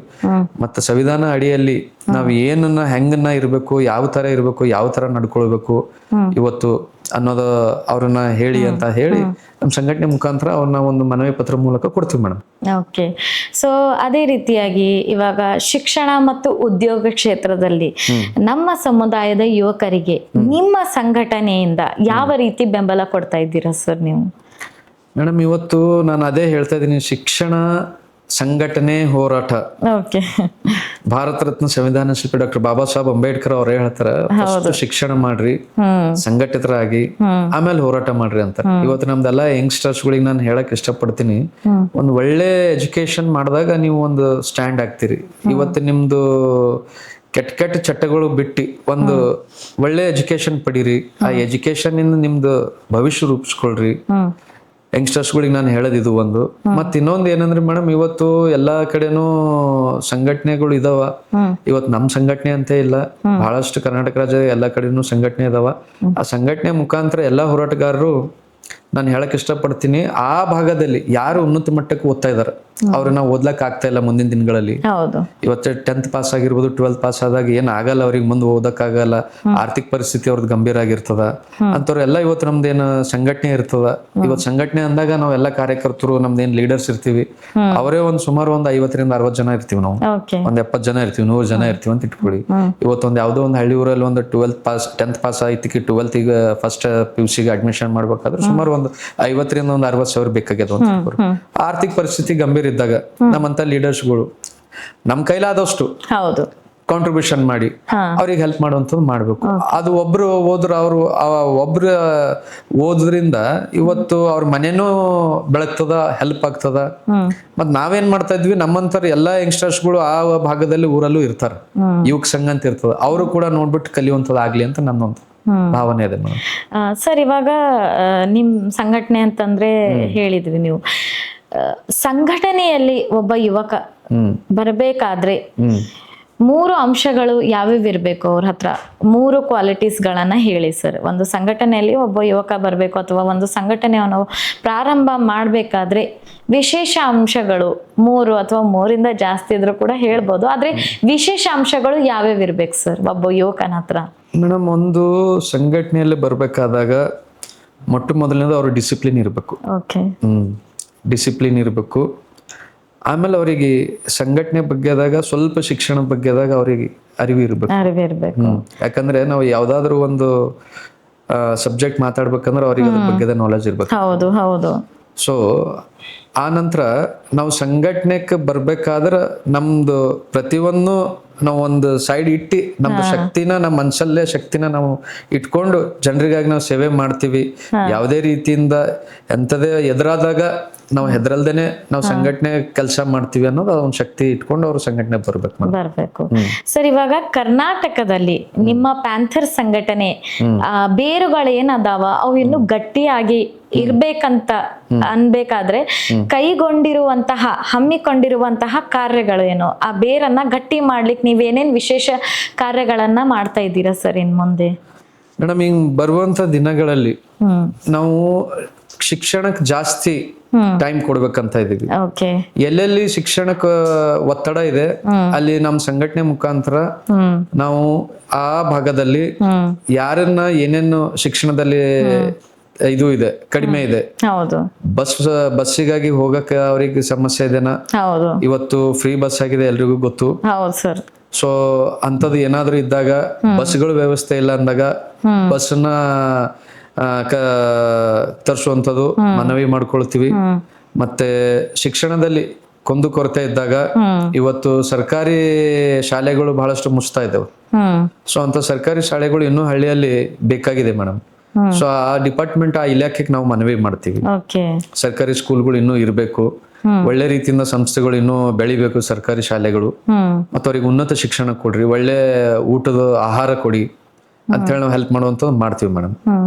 ಬಾಬಾ ಸಾಹೇಬ್ ಅಂಬೇಡ್ಕರ್ ಅವರ ಚಿಂತನೆಗಳನ್ನ ಇವತ್ತಿನ ಸಮಾಜದ ಯುವಕರಿಗೆ ನಿಮ್ಮ ಸಂಘಟನೆಯ ಮೂಲಕ ಯಾವ ರೀತಿ ತಲುಪಿಸ್ತಾ ಇದ್ದೀರಿ? ಡಾಕ್ಟರ್ ಬಾಬಾ ಸಾಹೇಬ್ ಅಂಬೇಡ್ಕರ್ ಅವ್ರ ವಿಚಾರಗಳು ಇವತ್ತೆಲ್ಲಾ ಸಮುದಾಯದ ಜನರಿಗೆ ತಿಳ್ಕೊಬೇಕೇನಂದ್ರೆ, ಬಾಬಾ ಸಾಹೇಬ್ರು ದಲಿತರಿಗೆ ಒಬ್ಬರಿಗೆ ಸೀಮಿತರಾಗಿಲ್ಲ. ಇವತ್ತು ದೇಶದ ಸಂವಿಧಾನವನ್ನು ಕೊಟ್ಟಂತ ಪಿತಾಮಹ ಡಾಕ್ಟರ್ ಬಾಬಾ ಸಾಹೇಬ್ ಅಂಬೇಡ್ಕರ್ ಅವರು. ಇವತ್ತು ಅವ್ರಿಗೆ ಬೇಕಾದ್ರೆ ಅವರು ಬರೀ ದಲಿತರಿಗೆ ಬರಿಬೋದಿತ್ತು, ದಲಿತರಿಗೆ ಇಡ್ಬೋದಿತ್ತು. ಸೊ ಇವತ್ತು ಇಡೀ ಎಲ್ಲಾ ಜನಾಂಗದವ್ರನ್ನ ಯಾವ ರೀತಿ ಬದುಕಬೇಕು, ಯಾವ ರೀತಿ ಹಕ್ಕಿಗಾಗಿ ಹೋರಾಟ ಮಾಡಬೇಕು, ಯಾವ ರೀತಿ ಸಮಾಜದಲ್ಲಿ ಉನ್ನತ ಮಟ್ಟಕ್ಕೆ ಇರಬೇಕು, ಬೆಳಿಬೇಕು ಅನ್ನೋದು ಈ ಸಂವಿಧಾನದ ಅಡಿಯಲ್ಲಿ ಬಾಬಾ ಸಾಹೇಬರು ನಮಗೆ ಕೊಟ್ಟಂತ ಒಂದು ಸಂವಿಧಾನದ ಒಂದು ಆಶಯಗಳು ಇವೆಲ್ಲ. ಸೊ ಇವತ್ತು ಯಂಗ್ಸ್ಟರ್ಸ್ನ ಬಾಬಾ ಸಾಹೇಬ್ರದ್ದು ಸಿದ್ಧಾಂತ ಒಂದೇ ಇತ್ತು, ಓದ್ಬೇಕು ಜನರೆಲ್ಲ ಒಂದೇ. ಇವತ್ತು ದಲಿತರನ್ನ ಬರೀ ದಲಿತರನ್ನ ಓದ್ಬೇಕಂತಿಲ್ಲ, ಇವತ್ತು ಎಲ್ಲಾ ಜನಾಂಗದವರು ಓದ್ಬೇಕು, ಒಳ್ಳೆ ಮಟ್ಟದಲ್ಲಿ ಬರಬೇಕು, ಒಳ್ಳೆ ಒಂದು ಸ್ಥಾನಮಾನದಲ್ಲಿ ಇರ್ಬೇಕು. ಮತ್ ಯಾವುದೇ ಒಂದು ಜಾತಿ ವ್ಯವಸ್ಥೆ ಎಲ್ರು ಏನು ಮನ್ಸಲ್ಲಿ ಅದು ಆ ಜಾತಿ ಇದು ಈ ಜಾತಿ ಅನ್ನೋದು ಇರಬಾರದು, ಎಲ್ರು ಸರಿಸಾಮಾನ್ಯವಾಗಿ ಬಾಳ್ಬೇಕು. ಅವ್ರದ್ದು ಆಶಯಗಳಿತ್ತು ಬಾಬಾ ಸಾಹೇಬ್ರದ್ದು. ಇವತ್ತು ನಾವು ಎಲ್ರೂ ಅವ್ರ ತತ್ವ ಸಿದ್ಧಾಂತಗಳನ್ನು ಮೈಗೂಡಿಸಿಕೊಂಡು ಅವ್ರ ತತ್ವ ಸಿದ್ಧಾಂತಗಳನ್ನು ಅರಿತುಕೊಂಡು ಇವತ್ತು ನಾವು ಆದಷ್ಟು ಎಲ್ಲರನ್ನೂ ಅರಿವು ಮೂಡಿಸುವಂಥದ್ದು ಕೆಲಸಗಳನ್ನು ನಮ್ಮ ಸಂಘಟನೆಯಿಂದ ನಾವು ಮಾಡ್ತಾ ಇದ್ದೀವಿ. ಎಲ್ಲ ಒಂದು ಇವತ್ತು ಕಾರ್ಯಕ್ರಮದ ರೂಪದ ಮುಖಾಂತರ ಒಂದೊಂದು ಸಬ್ಜೆಕ್ಟ್ಗಳನ್ನ ಇಟ್ಕೋತಾ ಇದೀವಿ ಮೇಡಮ್. ಬಾಬಾ ಸಾಹೇಬ್ರ ವಿಚಾರಗಳು ಯಾವ ತರ ಇತ್ತು, ಇವತ್ತು ಬಾಬಾ ಸಾಹೇಬ್ರು ಹೇಳಿ ಹೋಗಿದ್ದಾರೆ, ನಾವ್ ಯಾವ ತರ ಬದುಕಬೇಕು, ಯಂಗ್ಸ್ಟರ್ಸ್ ಯಾವ ತರ ನಡ್ಕೊಳ್ಬೇಕು, ಯಾವ್ದ್ರಿಂದ ನಮಗೆ ಮುಂದೆ ಒಂದು ಸ್ಥಾನಮಾನ ಸಿಗುತ್ತೆ, ನಾವ್ ಏನ್ ಮಾಡಿದ್ರೆ ಬರುತ್ತೆ ಅನ್ನೋದು ಎಲ್ಲ ಒಂದು ಅರಿವು ಮೂಡಿಸುವಂತ ಕಾರ್ಯಕ್ರಮಗಳು ಮಾಡ್ತಾ ಇದೀವಿ ಮೇಡಮ್. ಓಕೆ ಸರ್, ಇವಾಗ ನೋಡ್ಬೇಕಂದ್ರ ಕಲ್ಯಾಣ ಕರ್ನಾಟಕ ಅಂದ್ರೆ ನಮ್ಮ ಉತ್ತರ ಕರ್ನಾಟಕ ಹಾಗೂ ಹೈದರಾಬಾದ್ ಕರ್ನಾಟಕ, ಕಲ್ಯಾಣ ಕರ್ನಾಟಕ ಭಾಗದ ಸಮಸ್ಯೆಗಳನ್ನ ನಿಮ್ಮ ಸಂಘಟನೆಯು ಹೇಗೆ ಅದರದ್ದು ಧ್ವನಿ ಎತ್ತುತ್ತಾ ಇದೆ? ಅಂದ್ರೆ ಮುಂದೆ ಏನಾದ್ರೂ ಅದಕ್ಕೋಸ್ಕರನೇ ಎಷ್ಟೊಂದು ಸಮಸ್ಯೆಗಳಿದಾವೆ ಸರ್ ಕಲ್ಯಾಣ ಕರ್ನಾಟಕದಲ್ಲಿ. ಸೊ ಅದಕ್ಕೋಸ್ಕರ ಏನೇನೋ ಧ್ವನಿ ಎತ್ತುವಂತಹ ಕೆಲಸ ಮಾಡ್ತಾ ಇದ್ದೀರಾ ನೀವು? ಮುಂದೆ ಏನು ಯೋಜನೆಗಳನ್ನ ಮಾಡ್ತಾ ಇದ್ದೀರಾ ಅಂತ ಅನ್ನೋದು. ಕಲ್ಯಾಣ ಕರ್ನಾಟಕ ಭಾಗದಲ್ಲಿ ಇವತ್ತು ನಮ್ಮ ಬೀದರಲ್ಲಿ ನಾನು ಇವಾಗೆ ಹೇಳಿದೆ ಮೇಡಮ್, ಒಂದು ಮೊಟ್ಟ ಮೊದಲನೇದಾಗಿ ಒಂದು ಇಂಡಸ್ಟ್ರಿ ಮಾಡಿದ್ರೆ ಸರಿಯಾಗಿರುತ್ತೆ, ನಮ್ ಜನರಿಗೆ ಅನುಕೂಲ ಆಗುತ್ತೆ. ಅದು ಒಂದು ತುಂಬಾ ಮುಖ್ಯ ಇದೆ ಮೇಡಮ್ ಬೀದರಲ್ಲಿ. ಇವತ್ತು ನಮ್ಮಲ್ಲಿ ಬೀದರಲ್ಲಿ ಮತ್ತು ಹುಮ್ನಾಬಾದ್ ಇಂಡಸ್ಟ್ರಿ ಇದೆ. ಇನ್ನು ಈ ಕಡೆ ನಂಬಲ್ಲಿ ಅವರ ತಾಲೂಕದಲ್ಲಿ ಆಗ್ಬೇಕು ಇಂಡಸ್ಟ್ರಿ, ಅಲ್ಲಿಂದ ಆ ಭಾಗಕ್ಕೆ ಆ ಜನಕ್ಕೆ ತುಂಬಾ ಮುಖ್ಯ ಇದೆ ಮೇಡಮ್. ಹೌದೌದು. ಅವರ ತಾಲೂಕದಲ್ಲಿ ಆಗ್ಬೇಕು ಇಂಡಸ್ಟ್ರಿ, ನಮ್ ಬೀದರಲ್ಲಿ ಒಂದ್ ದೊಡ್ಡ ಇಂಡಸ್ಟ್ರಿ ಆಗ್ಬೇಕು. ಅದರಿಂದ ಜನರಿಗೆ ಒಳ್ಳೇದಾಗುತ್ತೆ. ಒಂದ್ ಮನೆಯಲ್ಲಿ ಒಬ್ಬ ವ್ಯಕ್ತಿ ಹೌದು. ಸ್ಟ್ಯಾಂಡ್ ಆದ್ರೆ ಇಡೀ ಆ ಕುಟುಂಬನೇ ಸ್ಟ್ಯಾಂಡ್ ಆಗುತ್ತೆ ಮೇಡಮ್. ಹೌದು. ಸೊ ಆ ವ್ಯಕ್ತಿ ಇಲ್ಲಿಂದ ಬಿಟ್ಟು ಹೊರ ರಾಜ್ಯಕ್ಕೆ ಕೆಲಸ ಮಾಡಿದಾಗ ತಾಯಿ ತಂದಿಗೂ ತುಂಬಾ ನೋವು ಇರುತ್ತೆ, ನಮ್ಮಿಂದ ದೂರ ಆಗಿ ಕೆಲಸ ಮಾಡ್ತಾ ಇದ್ದಾನೆ ಅಂತ ಹೇಳಿ. ಸೊ ಹಾಗಾಗಿ ತಾಯಿ ತಂದೆ ಕಣ್ಣೆದುರುಗಡೆನೆ ಉಳ್ಕೊಂಡು ಕೆಲಸ ಮಾಡ್ಬೇಕು, ತಾಯಿ ತಂದಿಗೂ ಒಂದು ಪ್ರೀತಿ ವಿಶ್ವಾಸ ಜೊತೆಲಿ ಇರ್ತಾರ ಅನ್ನೋದು ಆಗ್ಬೇಕಾದ್ರೆ ಇವತ್ತು ಬೀದರಲ್ಲಿ ನಮ್ಮ ಕಲ್ಯಾಣ ಕರ್ನಾಟಕ ಭಾಗದಲ್ಲಿ ಒಂದು ದೊಡ್ಡ ಸಂಸ್ಥೆ ಆಗೋದು ತುಂಬಾ ಮುಖ್ಯ ಇದೆ ಮೇಡಮ್. ಹೌದು ಸರ್. ಕೊನೆಯದಾಗಿ ಇವಾಗ ನಿಮ್ಮ ಸಂಘಟನೆ ಇದೆ, ನಿಮ್ಮ ಸಂಘಟನೆಗೆ ಯುವಕರು ಆಕರ್ಷಿತರಾಗಬೇಕು ಅಂತ ನೀವು ಯಾವ್ಯಾವ ಕಾರ್ಯಕ್ರಮಗಳನ್ನ ಹಮ್ಮಿಕೊಂಡಿದ್ರಿ ಅಥವಾ ಮುಂದೆ ಹಮ್ಮಿಕೊಳ್ಳಲಿದ್ದೀರಾ? ಮೇಡಮ್, ಇವತ್ತು ಆಕರ್ಷಣೆ ಆಗೋ ಅನ್ನೋಕ್ಕಿಂತನೂ ಇವತ್ತು ನಮ್ಮ ಸಂಘಟನೆ ಮುಖಾಂತರ ನಾವು ಎಲ್ಲಿ ಇವತ್ತೊಂದು ಎಕ್ಸಾಂಪಲ್, ಇವತ್ತು ಗೌರ್ಮೆಂಟ್ ಹಾಸ್ಪಿಟಲ್ ಅಲ್ಲಿ ಯಾವುದೇ ಒಂದು ಸಮಸ್ಯೆ, ಒಂದು ಹೆರಿಗೆ ಆಗಿರ್ಬೋದು ಅಥವಾ ಒಂದು ಆಕ್ಸಿಡೆಂಟ್ ಆಗಿರ್ಬೋದು, ಯಾವುದೇ ಆದಾಗ ಅಲ್ಲಿ ಒಂದು ಬ್ಲಡ್ ಏನೋ ಕಡಿಮೆ ಆಗಿರುತ್ತೆ, ಬ್ಲಡ್ ಬೇಕಾಗುತ್ತೆ. ಅಂತ ಸಮಯದಲ್ಲಿ ನಾವು ಬ್ಲಡ್ ಕೊಡಿಸುವಂತದ್ದು ಕೆಲಸ ಮಾಡಿದೀವಿ.